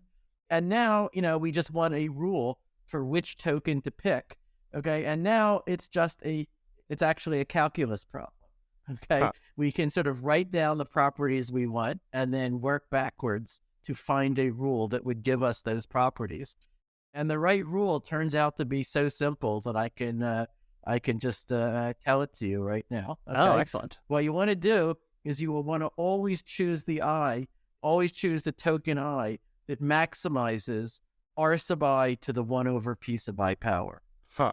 Okay. So, it takes a little bit of thinking about, but, we can say intuitively, what are we doing here? Well, the smaller is the probability, p sub I, of some token, yep. Right? The larger is 1 over p sub I, which yep. means, the bigger the power that we're raising this r sub I to, right? Which means sort of the closer that r sub I would have to be to 1 before there was any chance that I would be chosen, right? Okay, so r sub I is... So presumably r sub I is between 0 and 1? It is. And it's the like score of the token, right? Yeah, it's the score of the engram ending in that token. Gotcha. Yeah. So now the fact that you can prove with just a little bit of statistics or calculus is that in fact, if from your perspective the r sub I's were just uniformly random, that is, if you could not see any pseudo-random, any pattern to them, then from your perspective, the ith token would be chosen with probability exactly p sub I. Huh. Okay? So that's kind of cool. Okay? Yeah. But then the second cool property is that you can now go and calculate a score. Okay? So someone hands you a text and you want to know whether it came from GPT or not, whether or not it is Watermark, let's say. Now, you no longer have the prompt, right? You don't know what prompt may have been used. And because you don't have the prompt, you don't know the p sub I's, right? But because, you have the text in front of you, you can look at all the engrams and you can at least calculate the r sub I's, right? Yeah. Right, which are pseudo-random functions of the text. Okay, and using the r sub I's alone, you can calculate a score which will be systematically larger in Watermark than non-Watermark text. Okay, the score that I use is just the sum, over all the engrams of like the log of 1 over 1 minus r sub I. Okay? Yeah. So, and then, you can prove a theorem that, there's this score without watermarking, which has a certain mean and a certain variance, right? Yep. It's or some random variable, right? And then there's this score with the watermarking, which is, again, a sort of normal random variable, but with a different, larger mean, right? And now it just becomes a statistics problem where it becomes a quantitative question, right? How many tokens do we need in order to separate these two normal distributions from each other, right? So in other words, like, given the level of confidence that we need to have in, in our judgment of where the text came from, how many tokens do we need to see, right? Yep. And now This, as it turned out, will depend on another parameter, which is the average entropy per token as perceived by GPT itself. Okay. Right. Yeah. So, Yeah. so right. So to give you an example, if I ask GPT to just list the first 200 prime numbers, Yep. right? It can do that, of course, but there's not a lot of watermarking that we hope to do there, right? Yeah. Because Yeah. there's just no end, maybe there's a little bit of entropy in the spacing or the formatting, right? But there's a when there's not a lot of entropy, right, then there's just not much you can do.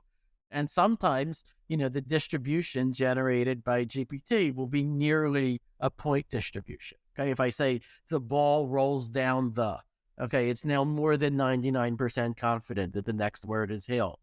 Okay.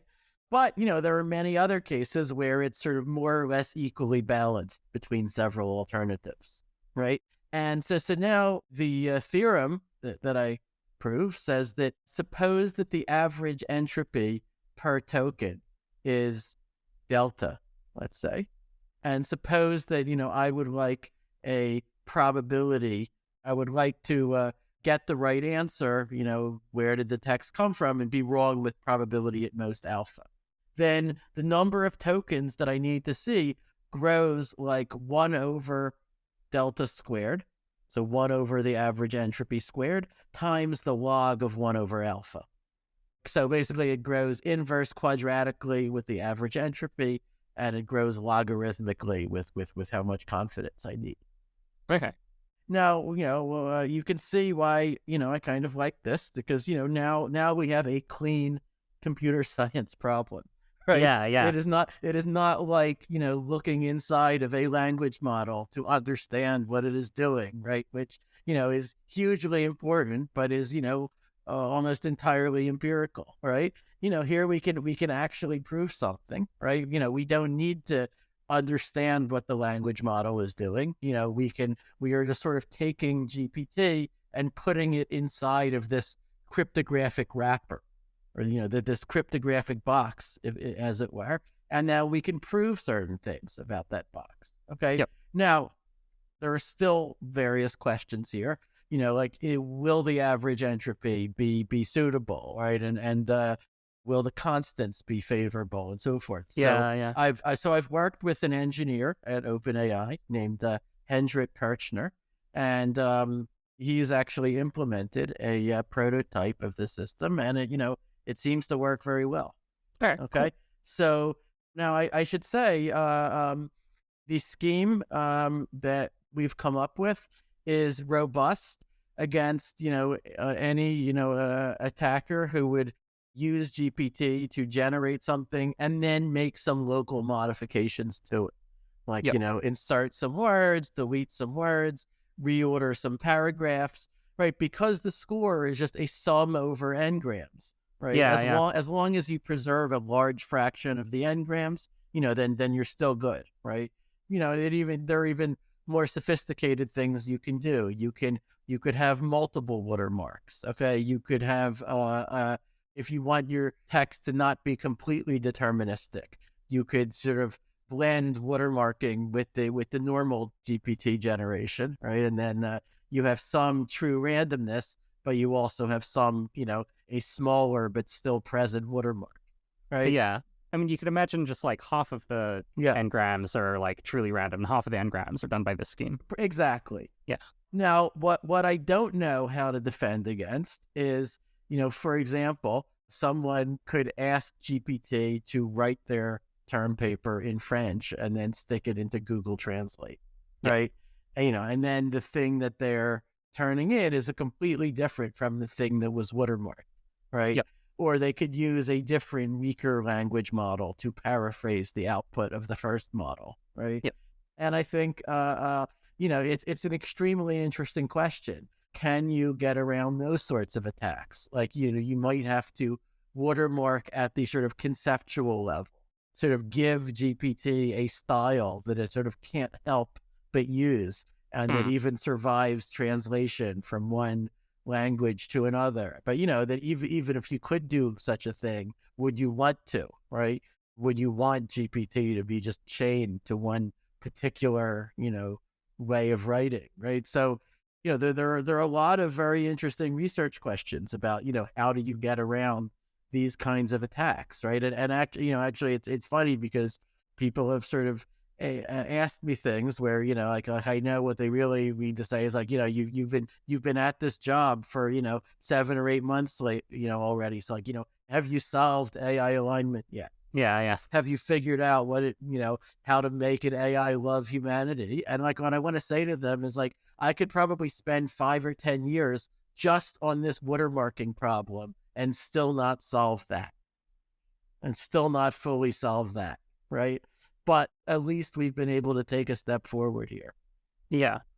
So I have a few like probably kind of basic questions about the scheme. So first is like, it seems like it's going to be somewhat sensitive to the value of n for the n-grams, right? So if n is 1, then on one hand, like, you're getting a lot of signal, but on the other hand, there's just like a set of words that like your language model really likes. And if n is like 500, then you can't tell if somebody's snipping like 20 token like sections from GPT. So like, yeah, you figured it out, right? This is the trade-off. So it sounds like I don't have to explain it to you, right? Sure. It's this is why we want some intermediate range of n, and we're right now we're setting n to be 5, but right. yeah. I mean, is there some like nice, I don't know, is there a formula or something that like nicely encapsulates this? Or I mean, one can say that if you believe that someone might be modifying, one word out of K, let's say, then you would like to choose some n that is less than K, right? So it depends on your beliefs about that, and then maybe subject to that constraint, in order for it to be as unnoticeable as possible, you would like n to be as large as possible. Sure. And then another question I have is, so if I understand this correctly, it sounds like you could just release the key for the pseudo-random function. Is that right, or am I misunderstanding some part? That's another really good question. I guess there is a version of this scheme where you simply release the key. Now, that has advantages and disadvantages, okay? Huh. An advantage would be that now, anyone can just run their own checker to see, what came from GPT and what didn't, right? They don't even need OpenAI's server to do it, okay? A disadvantage is now it's all the easier for an attacker to use that ability as well, right? And to say, well, let me just keep modifying this thing until it no longer triggers the detector, right? You could also do a thing where if I'm like, closed AI, which is your OpenAI's mortal enemy, and I can make like this naughty chatbot, right, which says like horrible things, and I can watermark it to prove that OpenAI said. Yes, that I was just coming to that. Yes, that is the other issue, right? That you might worry, like we've been worried this whole time about the problem of GPT output being passed off for human output. But what about the converse problem? Right? Yep. What about, someone taking something that's not GPT output and passing it off as if it were? Okay. So, if we want the watermarking to help for that problem, then the key should be secret. Yeah. Okay. There is, by the way, I should say, an even a simpler solution to that second problem, which is that, GPT could just have available a feature where you could just give people a permalink to like an authorized version of this conversation that I had with GPT. So that, if you want to prove to people that GPT really said such and such, then you would just give them that link, right? That feature, might actually be coming, but I do think it would be useful. Yeah. So one thing I wonder in the setting where the key is private. Yes. Like, suppose I'm law enforcement and I'm like, here's like some letter that like helped some terrorism happen or something, and I want to know if it came from OpenAI, and if it did come from OpenAI, then like they're really in trouble. I mean, I might wonder, like, is OpenAI telling the truth? Like did they actually run this watermarking thing, or did they just spin their wheels for a while and then say, nope, wasn't us? Right. Yeah. So I mean, a more ambitious thing that you might hope for, to address this sort of thing would be like a watermarking scheme with a public key and a private key, right? Yep. Where like anyone could use the public key to check if the watermark was there, and yet the private key was required to insert the watermark. Yeah. Okay. I do not know how to do that. Okay. I think that's a very interesting technical problem, whether that can be done. Here's another interesting problem, orthogonal, but sort of related. Okay. Could you have watermarking even in a public model? Okay. So could you, have a language model where, you're going to share the weights, let anyone have this entire model, and yet, buried in the weights somehow is the insertion of a watermark. And no one knows how to remove that watermark without basically retraining the whole model from scratch. Yeah. It seems very similar to this work on like inserting Trojans in neural networks. Where Yes. it's not exactly the same thing, but I don't know. There's some line of research where you train a neural network such that if it sees a cartoon smiley face, then it outputs horse or something. Yeah, absolutely. And that's actually another thing that I've been thinking about this year. And, less developed. Okay. But I can actually easily foresee at this point that the whole problem of, inserting Trojans or, inserting backdoors into machine learning models, detecting those backdoors, like this is going to be a large fraction of the future of cryptography as a field.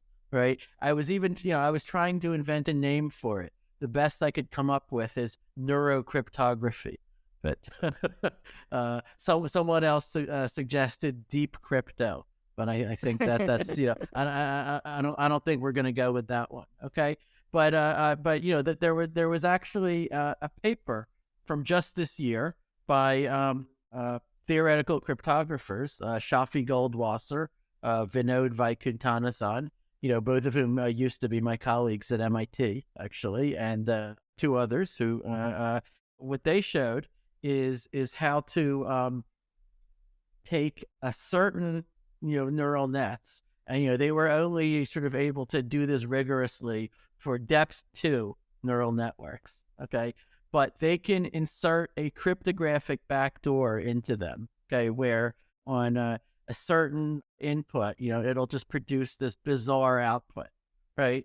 And even if they publish the weights, okay, so everyone can see them, in order to find that watermark, you have to solve something that's known in computer science as the planted clique problem.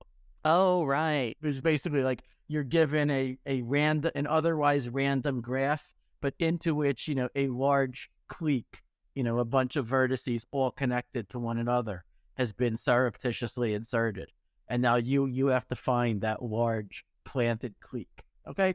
And this is a problem that theoretical computer scientists have thought about, for the past couple of decades. And, and it seems to be a hard problem, enough so that it's, its hardness is used as an assumption to do other things, right? That's when that computer scientists have given up on trying to solve some problem, right? When they use its hardness as a hypothesis, for some other theorem that they wanted, right? So okay, so it has that status, and and they were sort of rarely work that sort of looks inside of neural networks. They were able to prove a theorem that says, yeah, in order to detect this backdoor, you would have to be able to solve the planted clique problem. Okay, so they give a polynomial time reduction from the one problem to the other.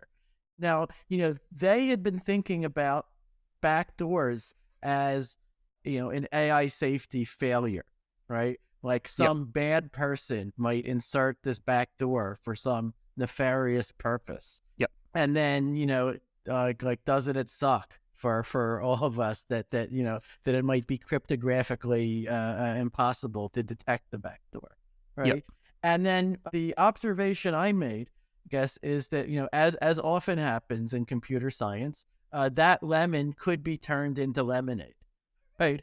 So one could also view the insertion of undetectable backdoors as a positive for AI safety. Right. Yeah. And, and the way that would go is, well, suppose that one of the oldest discussions in the whole field of AI alignment is the, this is the off switch discussion, right?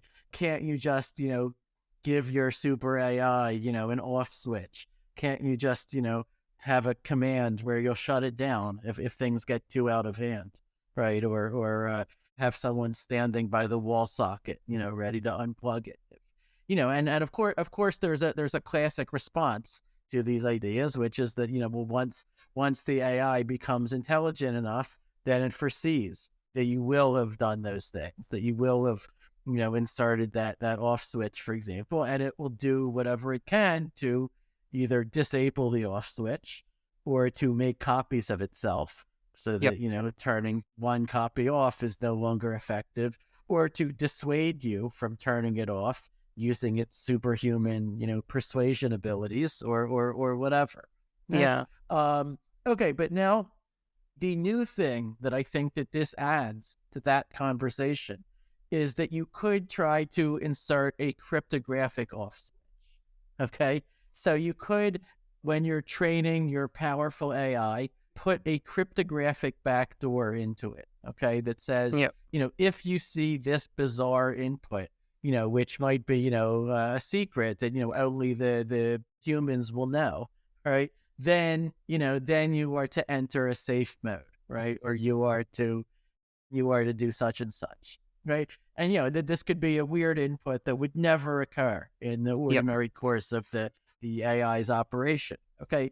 And now what we're to imagine is that, this AI, it might be, under the control, let's say, of some other company that has all of the weights and that maybe would like to modify the AI to get rid of that backdoor, right? Because, they want to do something bad and not have the AI be shut down.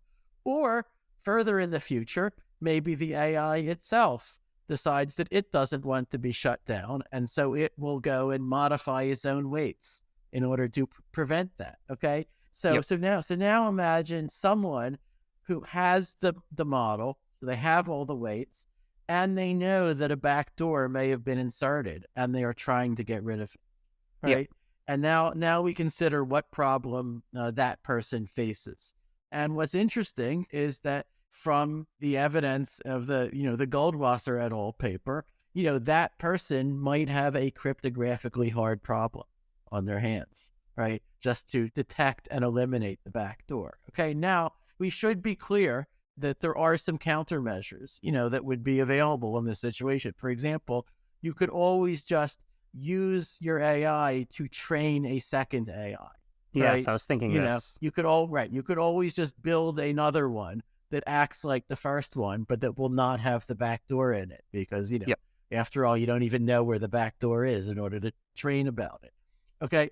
Now, of course, the AI could try to do that, design a doppelganger of itself, right? Or a different AI. Okay. If it tries to do that, then, however, then, the AI will be faced with its own version of the alignment problem. Right. Yeah. Yeah. How to align that other AI with itself. Right. So, at the very least, it would have a non-trivial job. Right. You could also say, if the AI knows that it would never want to shut itself down in any circumstance, then it could just make a trivial modification to itself that says, if I would ever otherwise output the shutdown command, then just don't do that. Right. Yep. Just replace it with something else. Right. So to be effective, to be robust against, that kind of attack, whatever behavior is backdoored in should be something that the AI would have considered doing in the normal course of its operation. Right. But now, you can see that, that the hazy outlines of, this game that could be played here, between cryptographers trying to, hide these kinds of functionalities in machine learning models and, cryptanalysts or neurocryptanalysts, if Yeah. you like, trying to detect those functionalities, right? Some of which might be AIs themselves. Okay. I don't know where that's going or who eventually wins, but, I'm now fairly confident that that's going to be part of the future of both machine learning and cryptography. Yeah. Yeah. Very interesting. I guess the other like potential flaw that comes into my mind is now you have to be like really secure about keeping your key hidden from like any Yes. possible AIs, right? Yeah, I was thinking of writing a sci-fi story about it, right? Where like the AIs, they've taken over, except that, that there's this shutdown key that they haven't yet discovered. They know that the humans have it buried somewhere. They're torturing them to try to get them to reveal the location. Okay, but there's one person who, or maybe there's actually 7 keys. They're like, Voldemort's Horcruxes, and Yeah, yeah. and the AI has to find all 7, and there's one heroic human who keeps the 7th one, and just uses it to shut down the AI at the last moment. Right? I think there's a lot of potential here. Yeah, yeah. Yeah, no, it's a good story, yeah. Um, I guess another thing that occurs to me, perhaps this is more prosaic, is one thing you're going to want about the trigger, it seems to me, having thought about this for all of 1 minute, is that not only is it going to have to be the kind of thing which would never otherwise come up, but it also has to be indistinguishable in some sense from things which would otherwise come up. Because otherwise you could have a filter that says like, hey, if you ever see like a weird barcode thing, don't Yeah, press the shutdown button. that's right. So whatever is the back door, it has to sort of not be surgically removable, right? Yeah, yeah, And this is, and how do you even formalize what that means, right? yeah, Because anything that the AI does to remove the back door will probably have some other side effect, on yeah, its operation, right? If actually finding the watermark is this hard cryptographic problem that is only going to sort of sever it, at the cost of modifying itself in some broader way. But yeah, which modifications do we think it important to protect against and which not? yeah. Actually, it strikes me that Hmm. the GPT watermarking thing could just be this, right? Like if you see a text where the average this pseudo random function of anagrams is like really high, then you shut off. And they're like you can't easily write a wrapper to figure out Right. if that's going on without the private key, right? And now you might worry that the AI will look inside of itself and it will find some subcircuit that looks like it's calculating some pseudo-random function, and then it will just try to surgically remove that from itself, Hmm. right? But yeah, I mean, or you could say, even if not, there's still the problem on our end of how do we insert that functionality in sort of an obfuscated way, right? Because as I said before, I don't know how to solve the problem of sort of watermarking GPT sort of internally to the model itself, right? Just sort of changing the weights of the model such that the output will just naturally have this watermark in it, right? Yep. I only know how to take the model and enclose it in this watermarking wrapper. Hmm. So I think there's yet another superb technical question there, right? Hmm. Of how do you take that wrapper and sort of put it inside the model? Yeah. Yeah. Yeah, very very interesting. I think I'd like to change topics a little bit and talk about Sure. basically your recruitment into the AI safety community. So I guess the first question is like, how did that actually go down? Like, did you just get an email from OpenAI one day, like subject matter like save the world from AI, or Kind of. So here's what happened. I mean, I've known the alignment community, since I was reading Robin Hanson and Eliezer Yudkowsky, since 2006 or 7, since the overcoming bias era, right? And I knew them, I interacted with them, and then when I was at MIT, I had the privilege to teach Paul Christiano. He took my quantum complexity theory course in 2010, probably. He did a project for that course that ended up turning into a major paper by both of us, which is now called the Aaronson Christiano Quantum Money Scheme. Okay.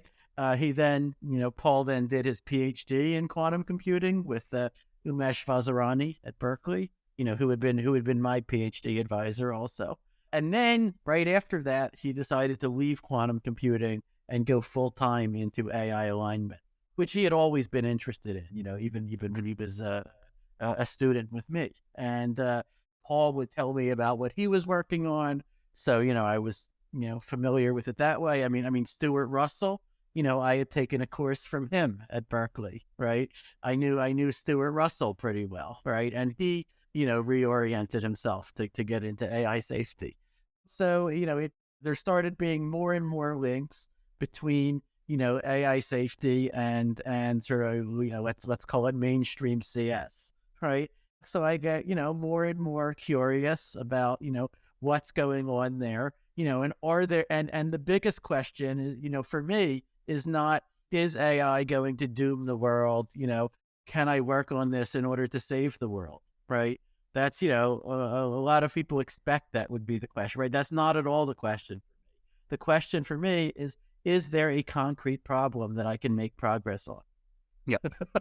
Right. Because, it's in science, something, it's not sufficient for a problem to be enormously important, right? It has to be tractable, right? There has to be a way to make progress. And this was why I kind of kept it at arm's length for as long as I did, right? It was my fundamental objection was never that super powerful AI was impossible, right? Never thought that, right? But what I always felt was, well, supposing that I agreed that this was a concern, what should I do about it, right? Like I don't see a program that is making clear progress, right? And so then what happened a year ago was that one of the main connections was that, a lot of the people who read my blog are the same people who read, Less Wrong and, are Scott Alexander and are part of the rationality community. And one of them just commented on my blog, like, Scott, what is it going to take to get you to stop wasting your life on quantum computing and work on, AI alignment, which is, the one thing that really matters. And we are known for our tact in the Less Wrong community. And at the time, I was just kind of having fun with it. I was like, they were like, how much money would they have to offer you? And I'm like, well, I'm flattered that you would ask, but it's not mainly about the money for me. It's mostly it's about, is there a concrete problem that I could make progress on? Is it at that stage yet? Right. And so then it turns out that Jan Leike and I think John Schulman, at OpenAI, they read my blog. And Jan, who was the head of the safety group at OpenAI, got in touch with me. He emailed me and said, I saw this, and how serious are you? And we think that we do have problems for you to think about, and would you like to spend a year at OpenAI? And then he put me in touch with Ilya Sutskever, who's the chief scientist at OpenAI, and I talked to him. I found him an extremely interesting guy. And I thought, okay, it's a cool idea, but it's just not going to work out logistically because I've got 2 young kids, I've got students, I've got postdocs, and they're all in Austin, Texas.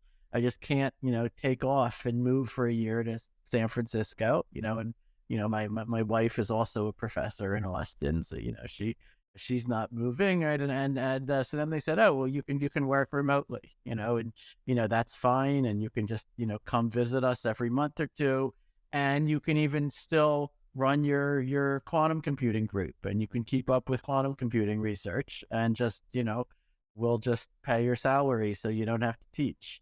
And and that sounded like a pretty interesting opportunity.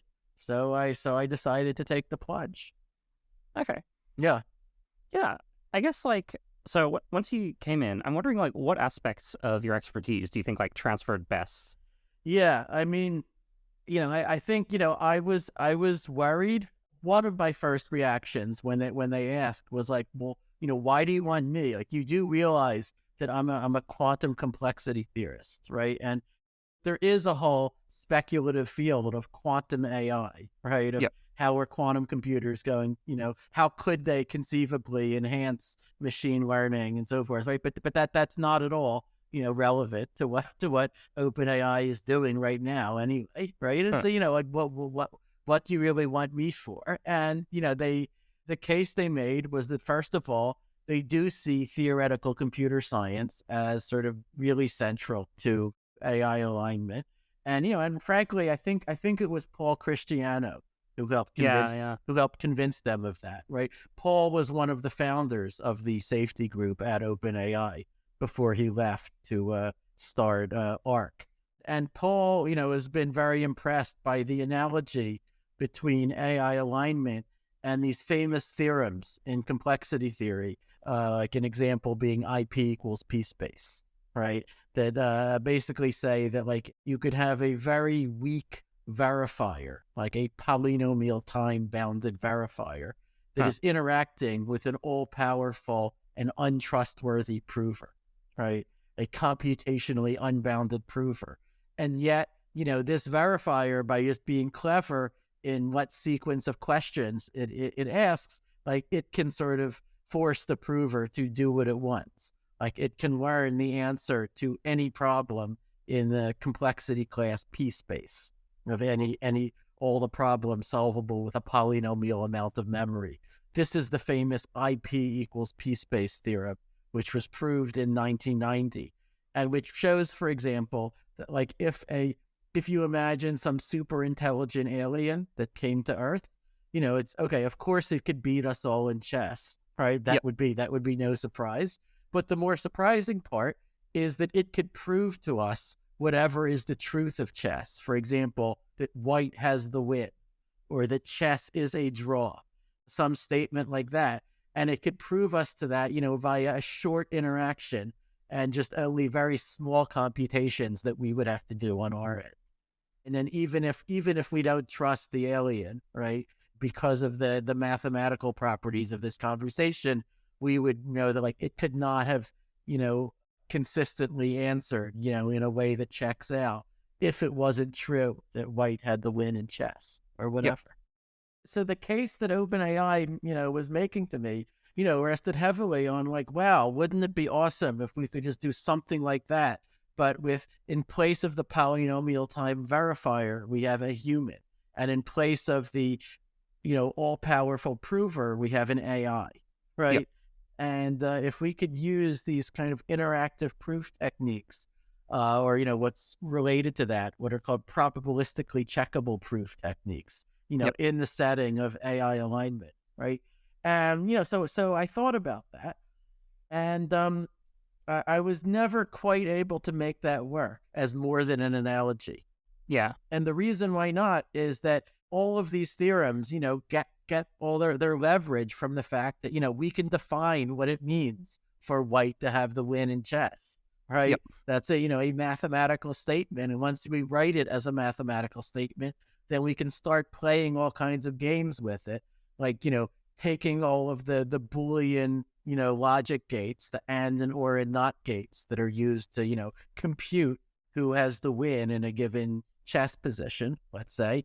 And we can now lift those to operations over some larger field, like some large finite field. This turns out to be the key trick in the Huh. IP equals P space proof, that you reinterpret Boolean logic gates as gates that are computing a polynomial over a large finite field. And then you kind of use the error correcting properties of polynomials over large finite fields. Now, great. So what's the analog of that for, the AI loving humanity? Right?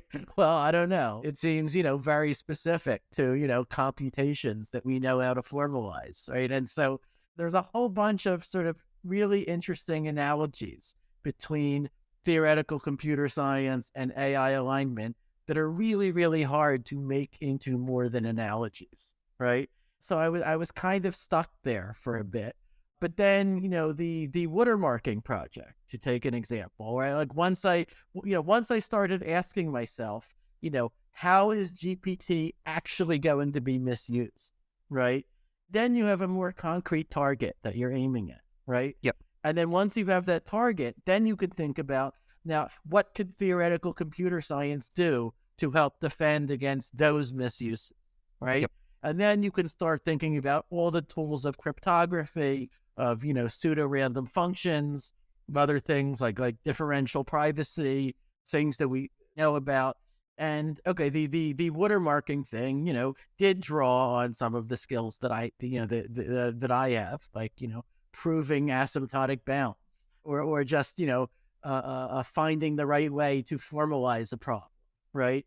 These are the kinds of things that I know how to do, right? Yep. Now, admittedly, I could only get so far with that, right? Like I don't know how to do that for would almost become a joke. Like every week, I'd have these calls with Ilya Sutskever, Yep. at OpenAI, and I tell him about my progress on watermarking, and he would say, "Well, that's great, Scott, and you should keep working on that. But what we really want to know is, how do you formalize what it means for the AI to love humanity, and what's the complexity theoretic definition of goodness, right?" And and I'm like, "Yeah, Ilya, I'm gonna keep thinking about that, right? Those are really tough questions, but Hmm. I don't have a lot of progress to report there, right?" So it's like, there are these aspirational questions, and at the very least, I can write blog posts about those questions, Yep. right? And I want to continue to write blog posts, with whatever thoughts I have about those questions. But then to make research progress, right, I think one of the keys is to just start with a problem that, is more annoying than existential, right? Start with a problem that is, is like an actual problem that you could imagine someone having in the foreseeable future, even if it doesn't encompass the whole AI safety problem. In fact, better if it doesn't, because Yep. then you have a much better chance, right? And then see what tools do you have that you can throw at it. Now, I think a lot of the potential for making progress on AI safety in the near future, hinges on the project of interpretability, Yep. right? Of looking inside models and understanding what they are doing at a neuron by neuron level.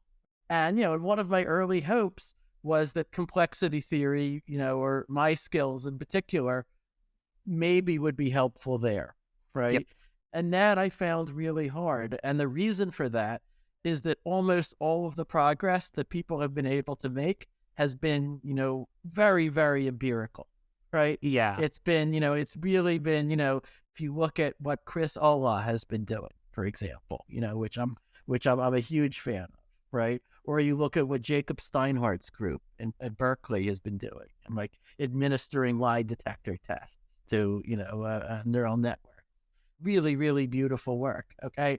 But they come up with ways of looking inside of neural nets that have no theoretical guarantee as to why they ought to work, right? What you can do is you can try them and you can see that, well, sometimes they do, in fact, work, right? Yep. It surprises some people that I used to be pretty good at writing code, 20 years ago.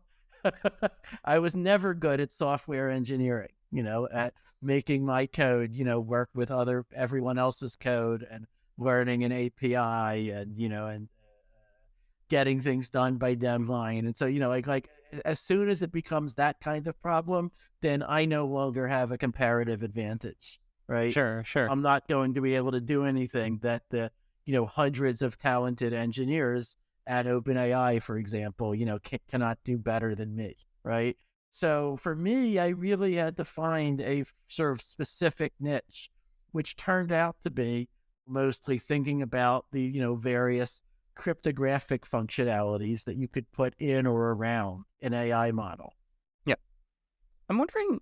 So one thing that I thought of there is, so Paul Christiana is now at ARC, and Mm-hmm. so ARC is it's the Alignment Research Center. There are a few people working on like various projects there, including like evaluations of whether you can get GPT-4 to do nasty stuff. I guess that's Mm-hmm. what they're most Yeah, famous for right now. that was really nice. By the way, I read that report. Where they were able to get it to hire a mechanical Turker under false pretenses. Yeah, Yeah, yeah. yeah, yeah. But I'm wondering. I think of a lot of their work is very influenced by what seems to me, as not a complexity theory person, to be somewhat influenced by complexity theory. So things like listing latent knowledge or like formalizing heuristic arguments, it's at least very mathematical. I'm wondering, like, yeah, what do you think of how that kind of work plays to your strengths? Yeah. Yeah, that's a great question because, Paul has been sending me, drafts of his papers to comment on, Hmm. including about the eliciting latent knowledge, the formalizing heuristic arguments. So I've read these things, I've thought about them, I've had many conversations with Paul about them, and I like it as an aspiration, right? I like it a lot as a research program, right? If you read their papers, right, they're very nicely written.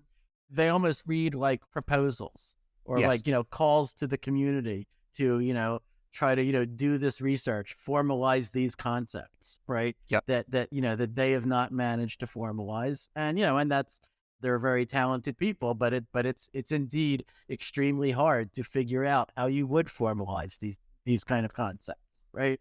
There's an additional issue, which is, I would say, the connection between the problem of formalizing heuristic arguments and the problem of aligning in AI has always been a lot stronger in Paul's mind than it is in mine, Yep. right? I mean, I think, even if it had nothing to do with AI alignment, like the question of, how do you formalize heuristic arguments in number theory, that's still an awesome question, right? I would love to think about that question regardless, right? Sure. But, supposing that we had a good answer to that question, does that help AI alignment? Like, yeah, maybe I can see how it might. On the other hand, it might also help AI capabilities, right? So, I don't really understand why that is sort of the key to AI alignment. I mean, I think the chain of logic seems to be something like what we really need, in order to do AI alignment is interpretable AI, right?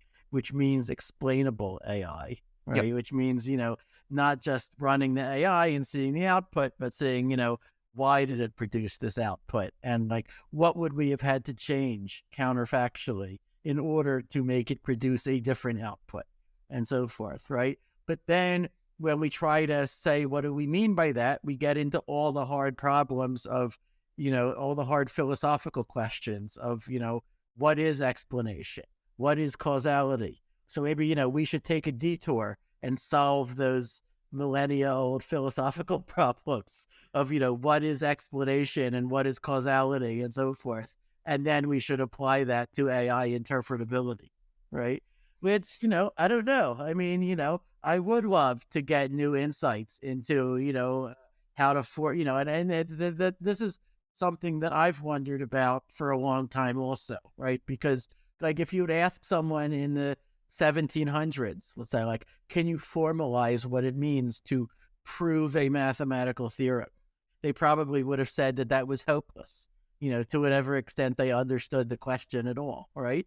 But then, you get Frege and Russell and, Peano and Zermelo and Frankel, in the early 20th century, and they actually did it, right? They actually succeeded at sort of formalizing, the concept of provability in math on the basis, of first order logic and, various axiomatic theories like ZF set theory and so forth. And so now, we could ask the same about explanation, right? What does it really mean to explain something? And, it seems at some level, it seems just as hopeless to answer that question as it would have seemed to a mathematician of the 1700s to explain what it means to prove something, Hmm. right?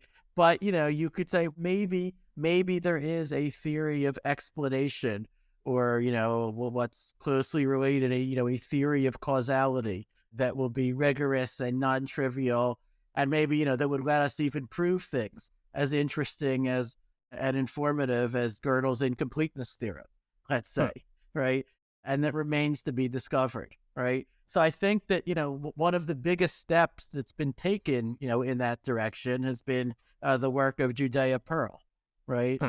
Which has given us a sort of workable, not just Pearl, but many other people, right? Working in the same area, okay, but which is Pearl's, one of the clearest in writing about it, okay, but which has given us sort of a workable notion of what do we mean by counterfactual reasoning in probabilistic networks, like what is the difference between saying the ground is wet, because it rained, a true statement, versus, it rained because the ground is wet, which is a false statement, right? Yep. And in order to formalize the difference, we have to go beyond, a pure language of like Bayesian graphical models. We have to start talking about interventions on those models, right? About if I were to surgically alter, the state of affairs by making it rain, would that make the ground wet?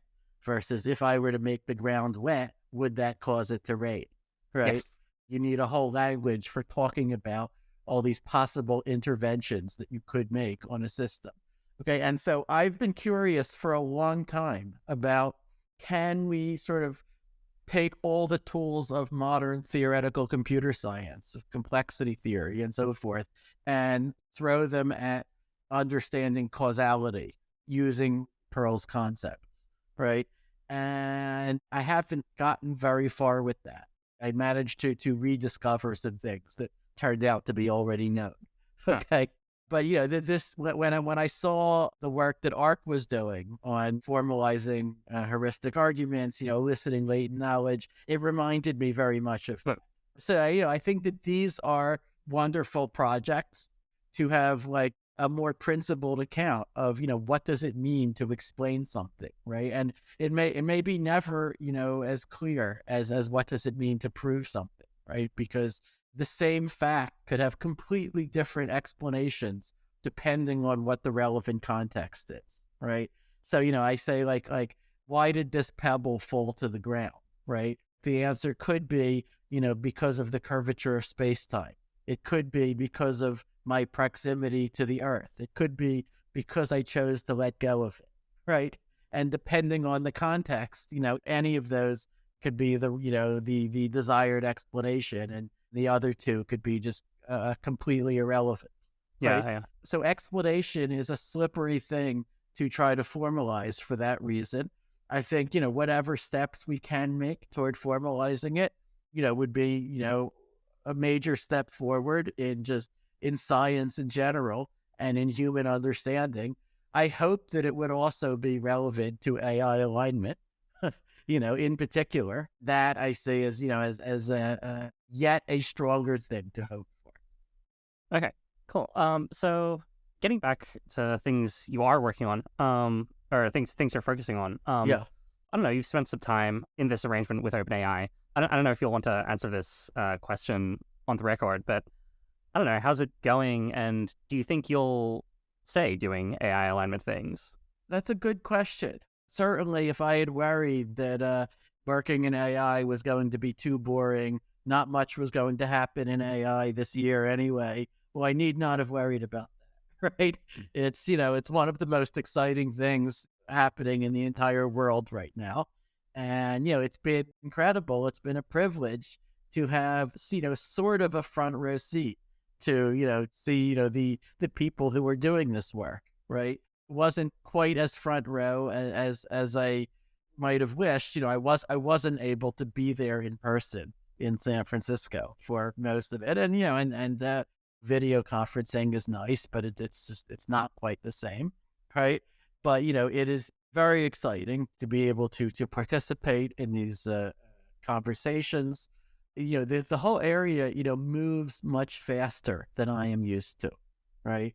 Like I had thought maybe that things move kind of fast in quantum computing, but it's nothing compared to AI, right? Like I feel like it would almost be a relief to get back to the slow-paced world of quantum computing. Okay.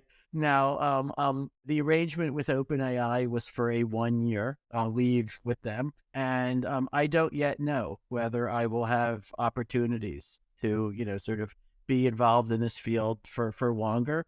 I would be open. I would be interested to discuss it. I mean, like once you've been nerd sniped or, gotten prodded into thinking about a certain question, as long as those questions remain questions, then they're never going to fully leave you, right? Sure. So I will remain curious, about these things. If there were, some offer or some opportunity to continue to be involved in this field, then certainly, I would have to consider that. But, I am, both for professional and for family reasons, it would be a very, very large activation barrier for me to move from where I am now. So so there is kind of that practical problem, right? But, if there were a way, consistent with that, for me to continue, let's say, doing a combination of quantum computing research and AI safety research, I could see being open to that. All right. Well, we're about out of time. Okay. I'm wondering if people are interested in Yes. following your research or your work, how should they do that? Well, I'm not too hard to find on the internet, for, better or worse. You can go to scottaaronson.com. That's my homepage. And I've got all my lecture notes for all of my quantum computing courses there. I've got a link to my book, Quantum Computing Since Democritus, which was already, a decade ago, but people are still buying it. And I still get asked to sign it, when I go places and give talks, and even by high school students sometimes, which is gratifying. Yeah. So people might want to check out my book if they're interested. And as well as all kinds of articles that I've written that you can just find for free on my homepage. And then of course there's my blog, scottaaronson.com/blog, where that's sort of my living room, as it were, where I'm, talking to whoever comes by, talking to anyone in the world. I've got a bunch of talks that are up on YouTube, mostly about quantum computing, but now some of them also about AI safety. And I've got a whole bunch of podcasts that I've done. All right. Well, yeah, thanks very much for appearing on this one. Yes, absolutely. This one was great, actually. Yeah. And to the listeners, I hope you enjoyed the episode also. This episode is edited by Jack Garrett, and Aberdornace helped with transcription. The opening and closing themes are also by Jack Garrett. Financial support for this episode was provided by the Long-Term Future Fund, as well as patrons such as Tor Barstadt and Ben Weinstein-Rowan. To read a transcript of this episode, or to learn how to support the podcast yourself, you can visit axrp.net. Finally, if you have any feedback about this podcast, you can email me at feedback@axrp.net.